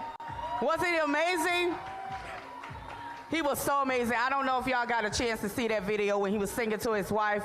It went viral. It was absolutely beautiful, okay? But next up we have Mr. Vince Ford from the VP of Prisma Health. Y'all give it up for Mr. Ford, y'all. Good afternoon. So my name is Vince Ford. I was born and raised right here in Columbia, South Carolina. It's a pleasure to be here with you. I want to thank Lawrence Moore for decades of leadership throughout this community. I also want to lift up Gilda Cobb Hunter, an outstanding legislator, a sister that is so bad that everybody respects her. I want to reach out to Tamika Isaac Devine, my little sister, and applaud her and continue to pray for her in her journey. I don't know why people decide to vote, but I'm going to tell you the 4 reasons why I go vote. One is my grandfather. He never got a chance to vote. He never got a chance to go to school. So I stand here today to ensure that my grandfather's wishes and desires are carried forward because I vote for him. That's one of the reasons that I vote. Second reason I vote is for my mom. I'm an only child. And it was just me and my mom growing up, and so I vote for her because she never finished high school. She did get a chance to vote, but I stand here today, even though she's gone on to glory, I stand here today to honor her, and so every chance I get to vote, I stand here to honor my mother. But then 2 other reasons. One is I have 2 children. I have a son and a daughter. And I stand here, and every vote that I've taken during my life has been for their future, to protect their future, to ensure that they have decent health care, schools, roads. I like what the great Senator Kay Patterson from South Carolina used to say. He was asked a question often, sometimes in a belligerent way from a reporter, and they would ask him, they would say, Senator, what is it that you want? They would say, Senator, what is it that you all want? And the senator would say, we want the same thing that you want. If you want good schools, we want good schools. If you want good health care, we want good health care. Whatever you want is what we want as well. Why is there a belief that we want something that's different? We want the same thing. And then the 4th reason is for my grandchildren. I have 3 grandchildren, and so I vote for them and their future. I want to make sure that they are taken care of. So those are the 4 reasons that I vote. And maybe you have different reasons, but those are the reasons why I vote. So I stand here today to share with you 2 of the most important reasons and 2 of the most important words in the English language. And those 2 words are thank you. Thank you to everybody here. Thank you for your dedication and your determination, because you have to be dedicated and determined to do this work. Thank you for your energy and your enthusiasm. I know you get tired sometime, but you find the energy and enthusiasm to keep on going. Thank you for your caring and your concern. The reason you do this is because you care and you're concerned about other people. Oftentimes we don't do this for us. We do it because of other people in our communities and in our families. And then finally, I want to thank you for your prayers, because in order for us to be where we are, we certainly have to be lifted up in prayer. But I also want to thank you for your perseverance, for not giving up. As an only child on Reed Street, my mama used to tell me something that I've never, ever forgotten. She used to say to me, baby, always remember the 3 Ps. And so I would say, Mama, what is those 3 Ps?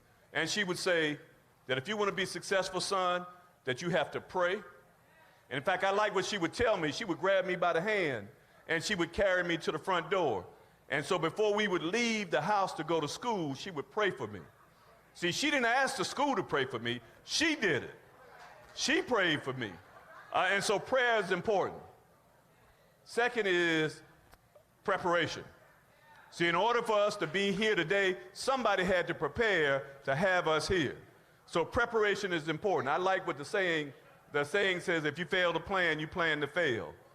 But the 3rd P is the one that I think is the difference between success and us not being successful, and that is perseverance.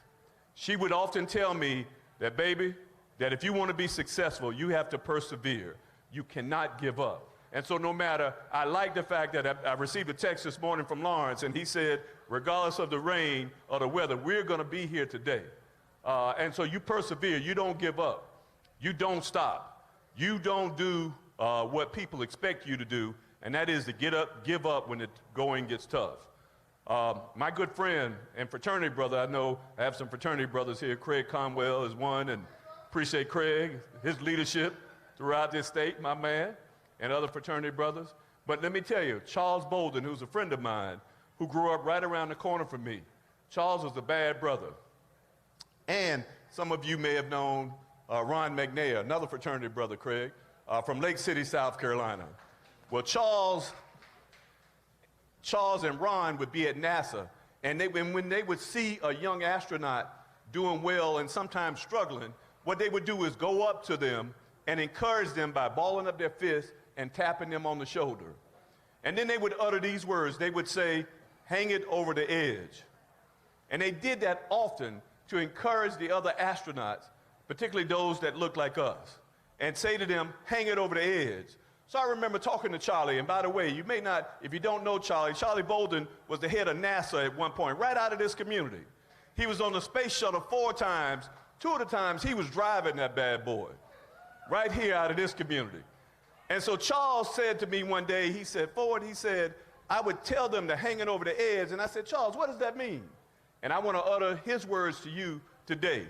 Hanging over the edge simply means, as Charles and Ron would say often, hanging over the edge simply means even when you believe that you've done all that you can do, you can still do a little bit more. So if you registered 10 voters, we need you to register 10 more. If you signed 20 people up, we need you to sign 20 more people up. We need you to hang it over the edge, even if you get tired, even if the weather is bad, no matter what the conditions are. I want you, as Charles would say, to hang it over the edge. God bless you. Thank you, sir. Y'all give it up again for Vince Brown. Vince Ford, I'm sorry. Vince Ford. Next up we have Lynn Teague, League of Women Voters. Miss Lynn Teague. Y'all give it up for Miss Lynn. Thank you everybody. It's a great honor to be here today. And you all are obviously already aware that voting is fundamental to making the changes you want. And the League of Women Voters knows that, and we are trying to do what we can to make sure that everyone has access to the vote and access to the power to make the changes you want. There are a lot of things going on at the State House, and that's where I work for the League of Women Voters. I'm a volunteer, but I spend a lot of time down there. And elections and voting are the primary things we care about most. We have a lot of issues, but voting and elections are the main ones. And there have been close to 50 bills already filed, sitting there that have to do with elections and voting, and we know there will be more. We know there are groups working in the background who claim they want election integrity and who will probably be trying to get more bills filed. And I was astonished that Representative Cobb Humner's excellent bill with Carolina for All has gotten a subcommittee hearing, and it is doing pretty well. But most of the bills that actually make it are not so good. It's already been mentioned that there's going to be a hearing on the 30th of this month, 9 o'clock in the morning at the Blatt Building behind the State House, on the voter registration rolls. And I want to clarify something for everybody on that. If somebody tells you at the polls that you're not on the active voter list, you tell them, "So pull me up on the inactive voter list." They can do that. And if you're not on the inactive voter list, you tell them, "Call the county office and get the authorization," because they can do that too. There are federal court rulings on this. So don't let somebody just tell you you're not on the active list. But we need to make sure that any changes that are made in the way our rolls are maintained are for the good and are not for the bad, and that hearing is very important. The League will be testifying, a lot of folks will be testifying, and working with legislators to try to protect the fundamental roles that we need to make sure that people can vote. Now, there are a lot of other bills going around. Some of them have to do with control of the State Election Commission. There are efforts to make the Secretary of State in charge of the elections. We don't want that. That's a partisan office. Right now, South Carolina is one of the few states that has a nonpartisan election commission. We need to protect that. It's still susceptible to political pressure. We've seen it happen, I think, without question. But 5 commissioners, whole lot better than 1 Secretary of State. So we need to protect that at the State House. We need to protect our county election offices, because there are bills that would take the power of the county election offices away and give it to the state in a way that would allow them to make one-size-fits-all decisions. We don't need one-size-fits-all, especially when in the wrong hands, that one-size-fits-all could be wrong. It could be something that hurts voters. We don't want that to happen. There are bills that have to do with absentee voting. There are a number of bills on that. And Gilda Cobb-Hunter's bill with Carolina for All is really sort of our absolute wish list. It's a great bill. We're not likely to get all of it. We're going to fight hard to get some of it. And we need all the support we can get for that. And then there are a whole lot of other things that pop up. You were reminded of George Elmore's work so that blacks can vote in the primaries, right? Well, they're continuing efforts not to do it by race, but to close the primaries by party. In a state where many elections are non-competitive and are settled in the primary, that would effectively disenfranchise everybody registered for the other party. We fight those bills. You need to do that too. And I'm just going to close by saying, pay attention to the State House. It isn't easy. Things happen fast. Bills come up. They only need to give 24 hours notice, and sometimes I think they're pretty loose with that. So the League of Women Voters and other organizations, great organizations like Carolina for All, are trying to do our part to see that when they come up, we protect your right to vote, our right to vote. That's fundamental for all of us. So thank you very much.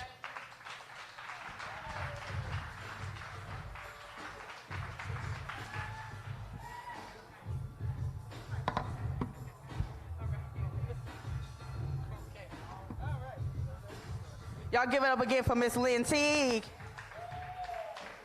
So my next presenters, they need no introduction, but I'm going to introduce them.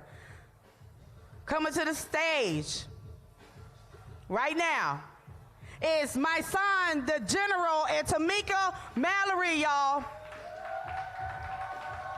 Y'all give it up. Y'all can do better than that. Y'all can do better than that. Come on. Y'all see the pink suit in? Y'all see that pink suit? That thing fly. Yes, honey. Yes, style on her. How y'all feeling today? How y'all feeling today? I need y'all to get some energy in here. I know it's getting late, but we need a little energy in here. I need y'all to say, we need something different. We need something different. We need something different. That's why we went out and voted in November. That's why we switched to everything up in Atlanta. That's why people came out in drones, because we understand that anything was better than what we had, because we needed something different. Am I lying? Black voters matter, and we know black voters matter, because if they didn't matter, then they wouldn't go so hard to try to suppress our votes, would they? Right? I tell people all the time, there's a lot of people talking about, I'm not voting. I said, well, if you ain't at the table, then you on the menu. And if you don't go to the polls, then you behind the bars. And you might be on the ground. So we don't have the right to do nothing. I sat and talked to a legend, and I eagerly listened. He told me how he marched with Dr. King because he believed in his mission. He invested his money and his time to change our people's conditions, and all I could think as I heard this man speak with conviction is, I don't have the right to do nothing. Because Harry Belafonte sacrificed for people like me. So if he decided to do nothing, then where would I be?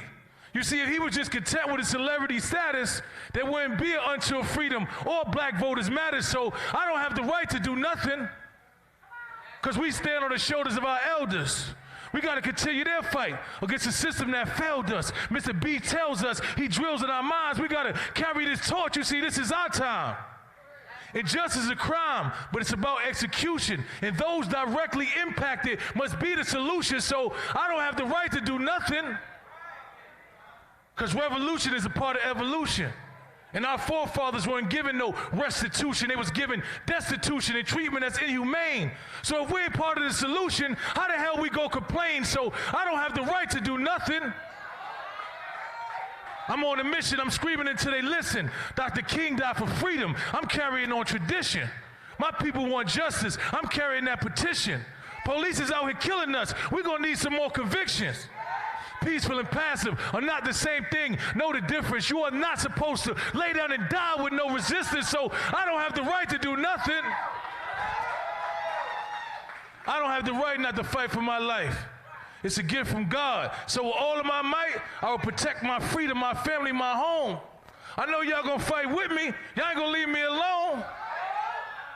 So when I get a little jaded and I run out of faith, I say I'd be damned if another white supremacist get elected in my state, so I don't have the right to do nothing.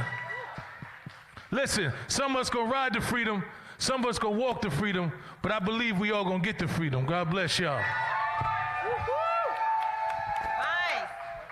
I think this mic is hot. Let's see. I think it is. Let me see. Let me find out. No justice.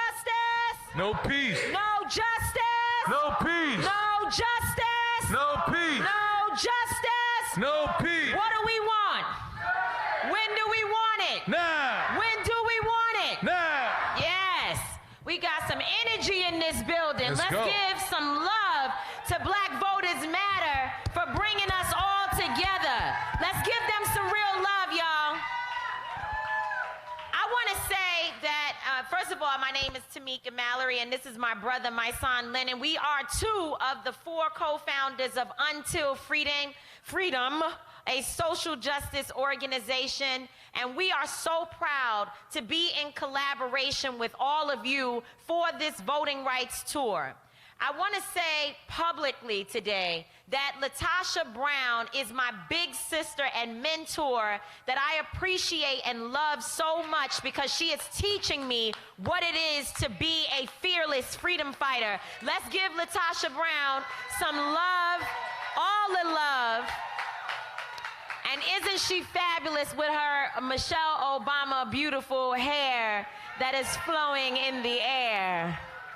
And to my brother Cliff Albright, who I can find when I can't find Latasha Brown, who actually listens to me on the telephone and works me through my problems. I just want to say that, Cliff, we love you, we see you, and we appreciate the hard work that you put in behind and in front of the scenes. There's a lot of work that goes into pulling us all together. And you know, Black folks, organizing Black people is not easy. It's a difficult process. I was listening to some people talking, and they were complaining about everything. And I was thinking to myself, this is what we do, because I was complaining about something too, the flies, and then it was something else and something else, and we were all just having a complaining session. And I was thinking to myself that after folks done worked to feed us, to bring us together, to organize us, I see my dear sister Tiffany Lofton and so many others who are working to pull this together, that we as Black folks are a lot of work to bring under one umbrella and get us on the same page for any issue. And so when we do it, it matters. It's important, because I believe that the only way that we will progress as a people is together. We have seen over and over in history, throughout history, that when we work together, we win, that things happen. And that does deserve a round of applause, because when we work together, things happen. Brothers and sisters, I wrote a book this year that I'm very, very proud of, and it declares that we are in a state of emergency.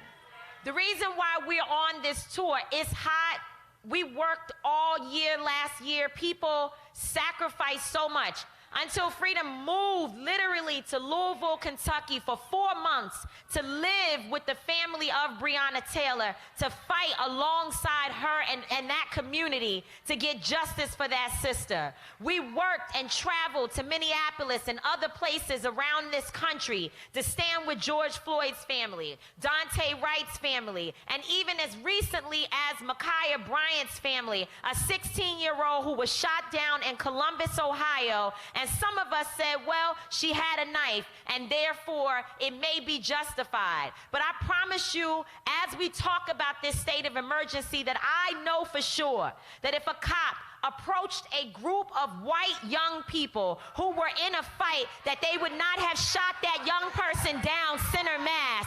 And so we are in a state of emergency.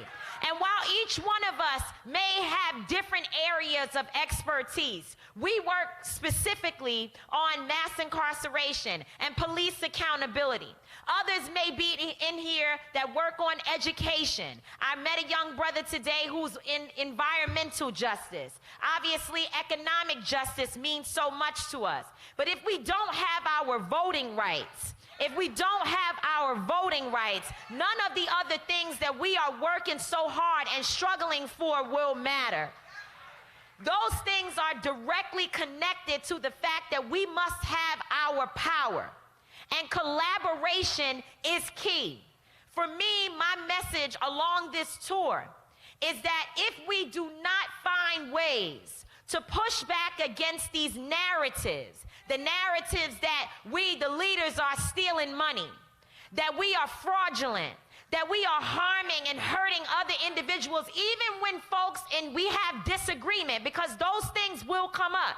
In these movements, we'll have misunderstandings. We'll have disagreements. We'll have hurt feelings. Sometimes people hurt my feelings. Sometimes I hurt other people's feelings. That will happen. But we should not allow the narrative to divide us, because this has been done before. It is not the first time that they have disparaged those of us who have been doing the work of trying to uplift our communities. No, we are not perfect, but we're on the front lines. And it is too often that those people who are sitting on the couch doing nothing have so much to say about what those of us who are out here putting our lives on the line do every single day. And so it is our job to go out and speak positive of one another, that we may not always do things the same way, that our ideologies may be different. As my son said, you may ride, I may walk, some may run, others may crawl, but we're all trying to go in the same direction. I watched over and over again a film that I suggest all of you take the time to sit down and watch. And that is a film about Dr. King's last days. It was probably the last year or so of his life. He knew he was going to die. The film is called King in the Wilderness. It is a documentary that you must watch as a person in this movement, especially when you are trying to support leaders, when you're trying to support people who you see out there like Latasha and Cliff and others. Because you watch this man, this great leader who knew his time was coming to an end. He was tired, he had been betrayed, and while we love to talk about how great Dr. King is today, they weren't saying that about him at that time. He was a fraud, he was a liar, he was a thief. He was one of the, in fact, there were newspapers out that said he was one of the most dangerous men in America. He had a mark on his head, and even people around him hated him. That's what he went through towards the end. But there is this one place in the film that I talk about every single day. He is walking at the front of a march, standing alongside Stokely Carmichael. And they're walking together. They're going in the same direction. A reporter asked Dr. King, which way do you think we should go? How should we handle this? Dr. King says, whatever we do, nonviolence is the way. He said, we've got to stay to our principles of nonviolence. It is not weak, it's strong. We got to stay committed to making sure that our people keep focused. Said some things that I agree with. In fact, our organization, Until Freedom, we follow the principles of Kenyan nonviolence. But in the same march, at the same time, the woman, the reporter, turns over. I think y'all saw this, Cliff and Latasha. Turns over, and she says to Stokely Carmichael, what do you think we should do? How do you think we should move, and what is your organizing strategy?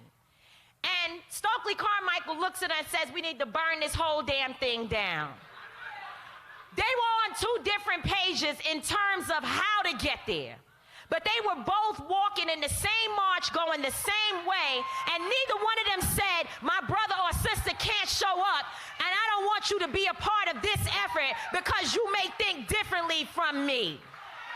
They were together, walking side by side with different ideologies, but the same principles, and going together, brothers and sisters, the same way.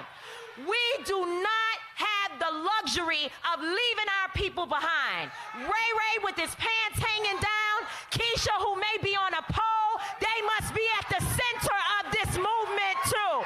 It is not just those of us who are claiming to be woke. We must bring our brothers and sisters with us that are broken, that are harmed, that have felony convictions, that drink every day, that got drugs in their system. They matter. And if this movement does not represent them as well, we ain't doing a damn thing but making ourselves feel good. God bless you, and we'll see you in D.C., brothers and sisters. Thank you.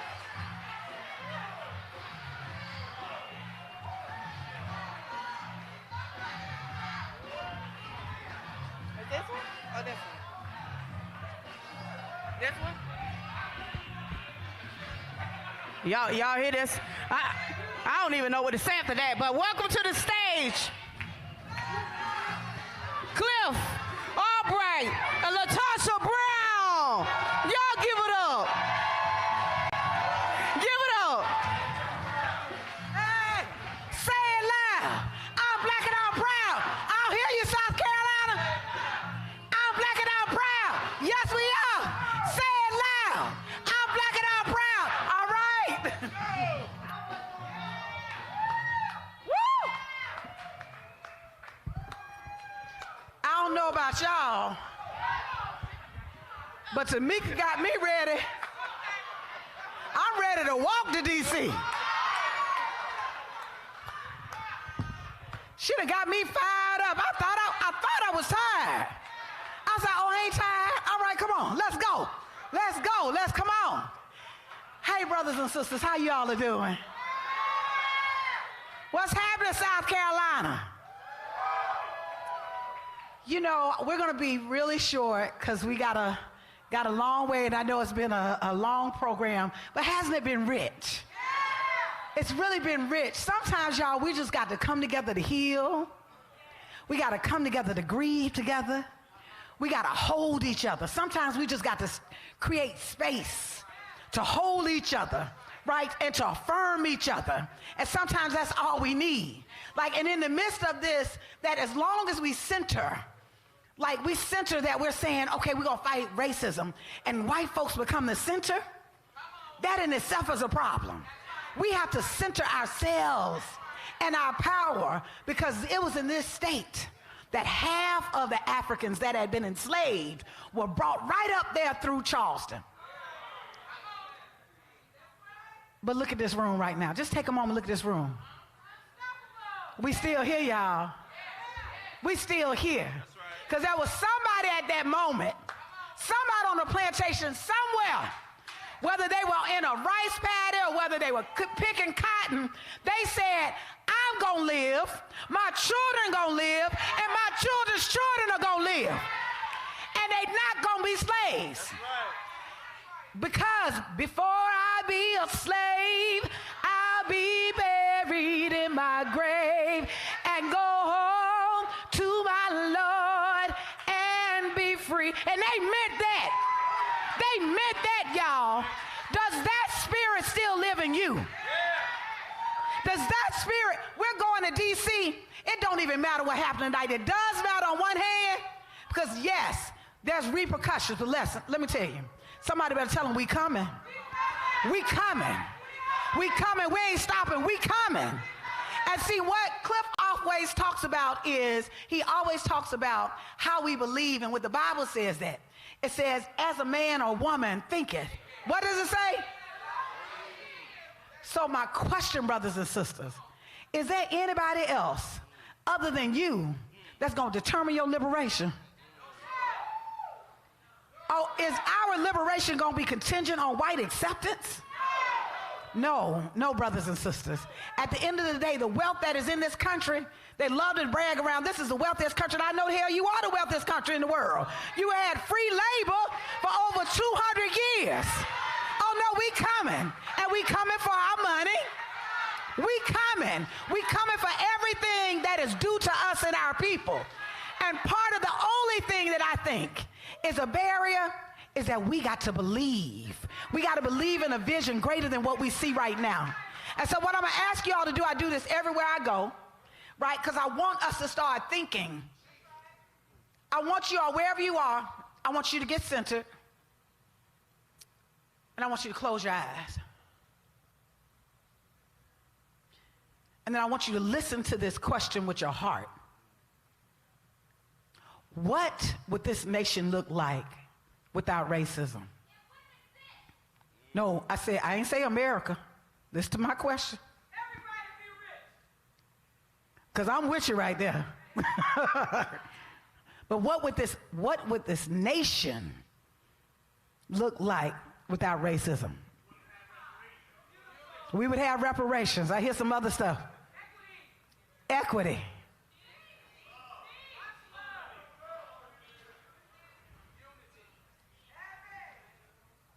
Let me ask you this.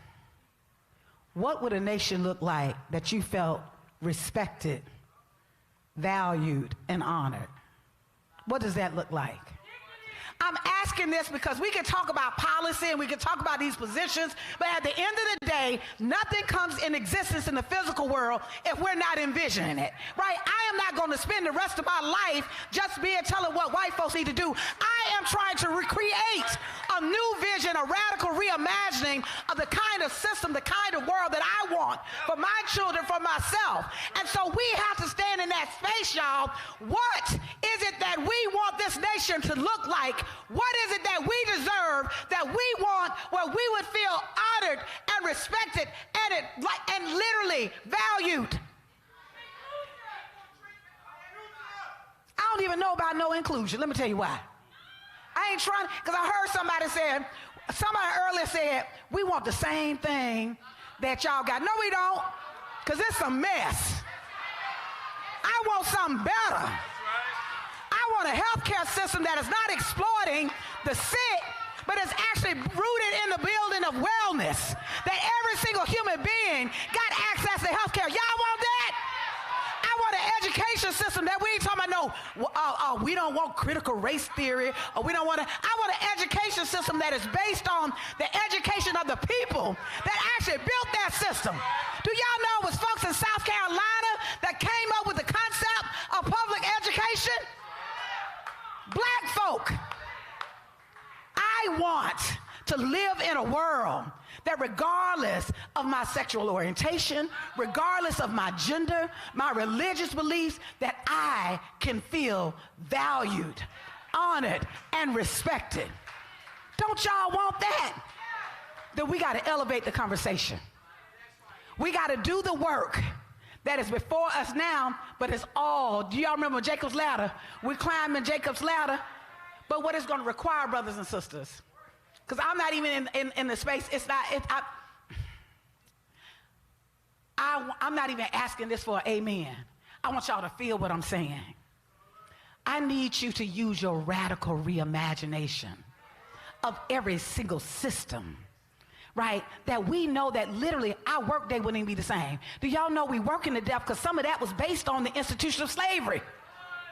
That we've got to recreate every single system in this country. What would be so bad if folks worked 15 hours a week, made double the money, right, and spent the rest of their time home with their children?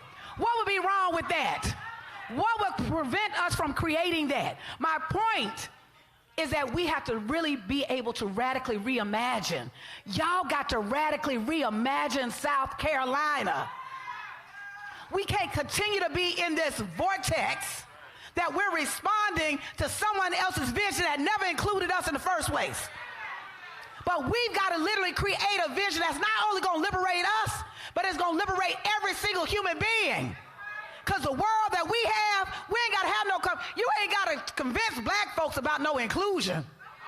You ain't got to even really talk to us about nonviolence. America's still standing. That is evidence that we forgiven. That is evidence that we believe in some nonviolence. That is evidence that we got something in humanity. We were feeding other folks' children at our breasts when our own children were being taken away. You can't get no deeper humanity than that. So no, you can't talk to us about humanity. Right, we teaching you. That's right. And so my point to you though is people, you got to know who you are. Black folk, you got to know who you are. And we've got to stand in the space of what God has given us. That my grandmother used to say, and I'm going to bring up Brother Cliff because I didn't mean to say none of all of this because I know I went way longer than I was supposed to. But my grandmother used to say, what the devil meant for harm, God will take into your good. So I don't know if any of y'all know what how a diamond is made. But let me tell you how a diamond is made. All a diamond is a piece of coal. Y'all know what coal is, right? It is a piece of coal that under extreme pressure, it transforms and it becomes hardened. But the way we know diamonds, what we know diamonds by, their clarity. But they get clarity. And so my people, what I'm saying to you is that all of the pressure, all the things that have been done to us to kill us, we still here. And we ain't going nowhere. And ultimately, that pressure has transformed us. We black diamonds, y'all. And we have to really recognize what that means, that we're not just a gift to our community, we are a gift to the world. And so stand in a space that you are constantly leaning into your humanity, that at the end of the day, all that we do has to be in the spirit of reclaiming our humanity and our love. That is what has gotten us through. What has gotten us through is literally our love for each other. Our love of moving forward. Yes, folks say negative things, but we wouldn't be existing if we ain't have none of each other. Because when nobody else, when we couldn't get no food, somebody was feeding us. We were sharing. We got the aunties and the uncles that we ain't no blood relationship to, that you grew up with because they took care of you. Amen? We got grandmamas that ain't really kin to us, but they kin to us.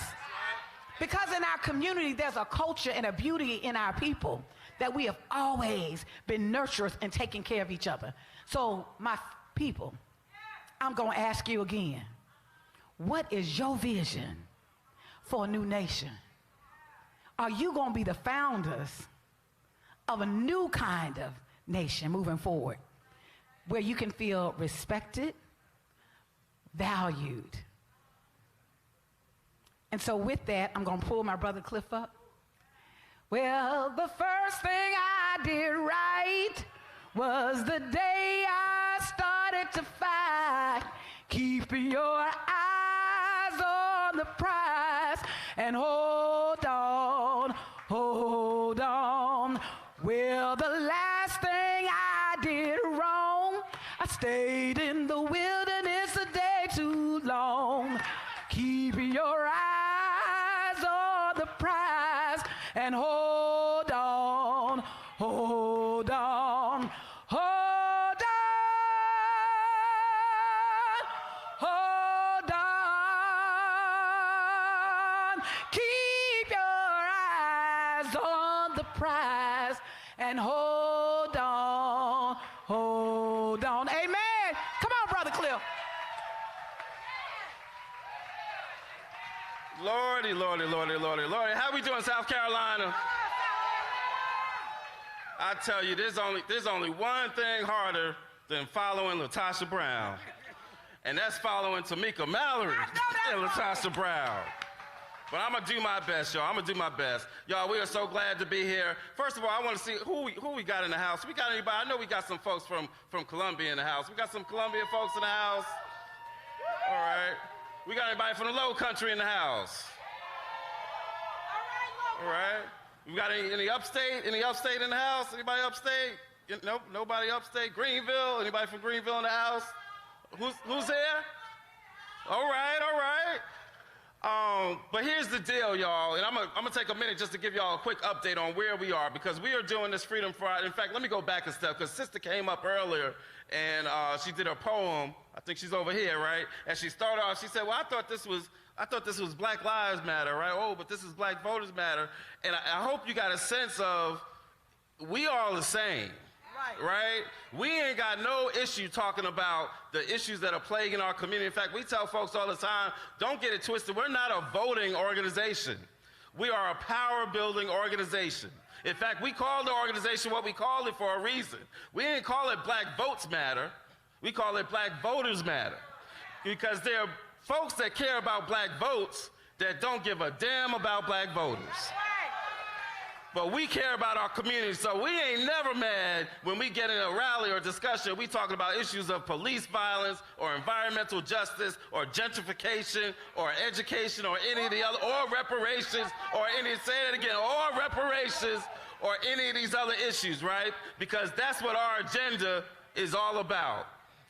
But I gotta reemphasize what Sister Tamika said. At the end of the day, if we're gonna get some action on those issues, we got to have the right people in office.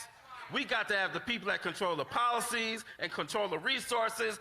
The family came up here, we were talking about the Sutherland case, and what he said the solicitor won't press charges, right? Well, who puts the solicitor in office? We do. Who has the power over who that solicitor could and should be? We do.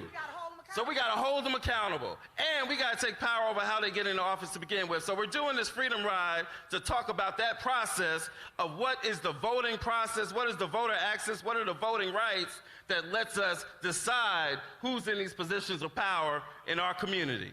So I'm going to take a minute just to give a quick update, because we've been here for a while. Y'all may not have heard some of the news. I've been getting it on my phone. So there's this legislation that we're talking about, right? There's H.R. 1. It's the For the People Act, right? There's also H.R. 4, which is the John Lewis Voting Rights Advancement Act. There's also H.R. 51, which is for D.C. statehood. Don't forget about D.C., y'all, right? And so, but right now they're talking about H.R. 1, or they're talking about S1, because it's in the Senate right now. And there's this question over whether or not it's even going to get a vote. In fact, not even whether or not it's going to get a vote. The question is about whether or not it even gets a debate. We just talking about a debate, like Allen Iverson practice. We just talking about a debate on the bill, right? They are too scared to even have a debate, because they know that they had to get out on the floor, if they had to get in front of TV, if they had to explain their position to everybody, to all of us, that they can't explain why it is that they're trying to take our voting rights away. They don't even want to have a debate. And part of the problem is that there's some folks who should be on our side who aren't willing to break this rule called the filibuster. Y'all heard about the filibuster? Y'all know about this filibuster, right? Now, when I was coming up, I heard about like democracy and the majority and all that, and if you get 50 votes or 51 votes and you win, but in the U.S. Senate, you got to have 60 votes just to have a debate. Not to vote on whether or not it's approved, just to have a discussion around whether or not it's approved. And so we trying to get to that point with S1. We just trying to get to debate. And that's what they about to talk about right now. That's what they about to talk about today. And a deal was cut today where Manchin, y'all know Joe Manchin, West Virginia, right? we going to see him, right? He got to know the South got something to say. So we going up to West Virginia. But they've cut a deal where he'll actually vote to move the bill forward, right? But it's still got to get them 60 votes. And so here's the deal. We got to send a message that we got to end this filibuster. We got to end this Jim Crow relic of a filibuster. All it's ever really been used to do is to block progress for all of us, to block progress for black folks in the country. That's the only time it's ever really been used, is when it's been about us. And so we got to send a message that we are not going to allow the same filibuster that they used during the time of Reconstruction and the first Juneteenth. We're not going to allow that same filibuster to be used to block our voting rights today. So we got to send them a clear message, y'all. And I believe, now there's going to be a lot of talk where people are going to be saying, you're going to hear on the news, I promise you, go home right now, turn on CNN and all these other stations, and they're going to be talking about how this bill is dead, right? They ain't had the vote yet, but that's what they're going to be saying. In fact, they're saying it already. They call us up every day. What y'all going to do when the vote goes bad?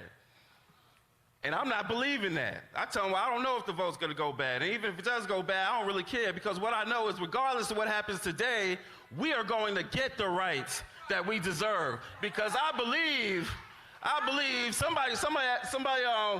read it somewhere, somebody once asked a question. Now, Bakari said earlier that he's not a preacher. If Bakari is not a preacher, then I'm one step under not being a preacher. But I read somewhere, somebody wants to ask the question, can these bones have life? You better say it, Cliff. Can they? Somebody wants to ask the question, can these bones have life? So there's going to be a lot of folks talking about that these bones, that this voting rights legislation, that these bones are dead and they don't have no life and they can't do nothing and we're not going to get what we want. But I'm asking you all, can these bones have life? Because I believe that the people of South Carolina got the power to make it be so. In fact, let me tell y'all something. I heard about a state where a year ago that there was this guy named Joe, and his whole campaign was dead. And then they came to South Carolina. And black folks in South Carolina said, you know what, we are going to dictate the way this race goes, right? Now, I'm going to tell you this. I'm going to tell you a secret. That wasn't my choice, right? And part of the reason was because I was afraid that when we got to a moment like this, when we need a president who's willing to look past the traditions of the Senate and to stand up for the people that put him in office, I was concerned that he wouldn't be able to do it. So it was about a moment like this that I was worried about. But that's okay, because when y'all decided which way it was going to go, then we went with it. We said, if that's what black folk want, then we're going to fight for black folks, right? But South Carolina made that decision. Be clear. South Carolina decided the future of this country by what y'all did in that primary. And this is the deal. I believe you got that power right now. Because there's a lot of folks that say, call up your senator, right? And sometimes you live in a state where they say, well, I don't want to call up my senator because, you know, I got these two Republicans and they're not going to do right, so I'm not going to waste my phone call, right? I'm not going to waste my minutes, right? I felt the same way. I live in Georgia, and up until a couple of months ago, I felt the same way. I'm not going to call up Perdue because he ain't going to do nothing, right? I'm not going to call up Leffler because she ain't going to do nothing, right? But guess what? They both unemployed right now. Right? Because in Georgia, we believed that we had the power that we could shake this country. And I believe the same thing about South Carolina. I believe that if the rest of the country sees South Carolina stand up and give, what's his name? What's crazy man's name? Lindsey Graham. If y'all stand up and give him hell, he shouldn't have a moment of peace in this state. Anytime he come back to South Carolina, he get off that plane, y'all ought to be there giving him hell. I don't believe Tim Scott shouldn't have a moment of peace in this state. Anytime he comes back home, y'all ought to be there giving him hell. And if the rest of the country sees South Carolina stepping up, if the rest of the country sees South Carolina saying, yes, these bones can have life, then I believe the rest of the country will do as you do. But we got to believe that that can happen. And that's why we're doing this freedom ride. So because we want to remind people that there were people who they believed, even when they saw a bus get bombed, even when they saw protesters getting beat up at the bus stations, they still believed, and they went to the danger. And so I need you all to believe that we got that power. Don't believe what they tell you. They tell you that South Carolina ain't got no power, that black folks in South Carolina ain't got no power, that you can't ever flip this state, that you can't ever get health care, that you can't even end police violence. That's what they want you to believe. It's a lie, y'all. These bones can have life, but we got to believe it. And if we believe it and we work together, y'all heard Sister Tamika said it, when we work together, we win. That's what our history shows us. When we work together, we win. y'all to get on board. I need y'all to get on the bus and be a freedom rider. Even if you don't physically get on the bus, I need you to get on this bus towards liberation. I need you to pick up a phone. I need you to send a text. I need you to go to Lindsey Graham's neighborhood. I need you to go. I need us to do whatever it takes to declare that we are going to get not just our voting rights, but our human rights in this society. So I need everybody to say, I am a freedom rider. I am a freedom rider. One more time, I am a freedom rider. If y'all text Freedom Ride to 797979, some of y'all may have done this already, you're gonna get a message back. I need you to do that. In fact, take out your phones right now. Take it out right now. Take out your phones and text Freedom Ride to 797979. And when you get that message back, go get that information. Forward it. It's going to tell you in the message. Forward this to 5 friends. I don't care if it's 5 friends, 5 family, 5 people you like, 5 people you don't like. But we got to spread the word to as many people as possible. And if we all spread the word and we all take action and we come together and we do stuff all across this state, low country to the Midlands, to upstate, if we take action all across this country, they can't stop us. That's what our history tells us. When I say black voters, you say matter. Black voters. Black voters. We love y'all. Thank y'all so much.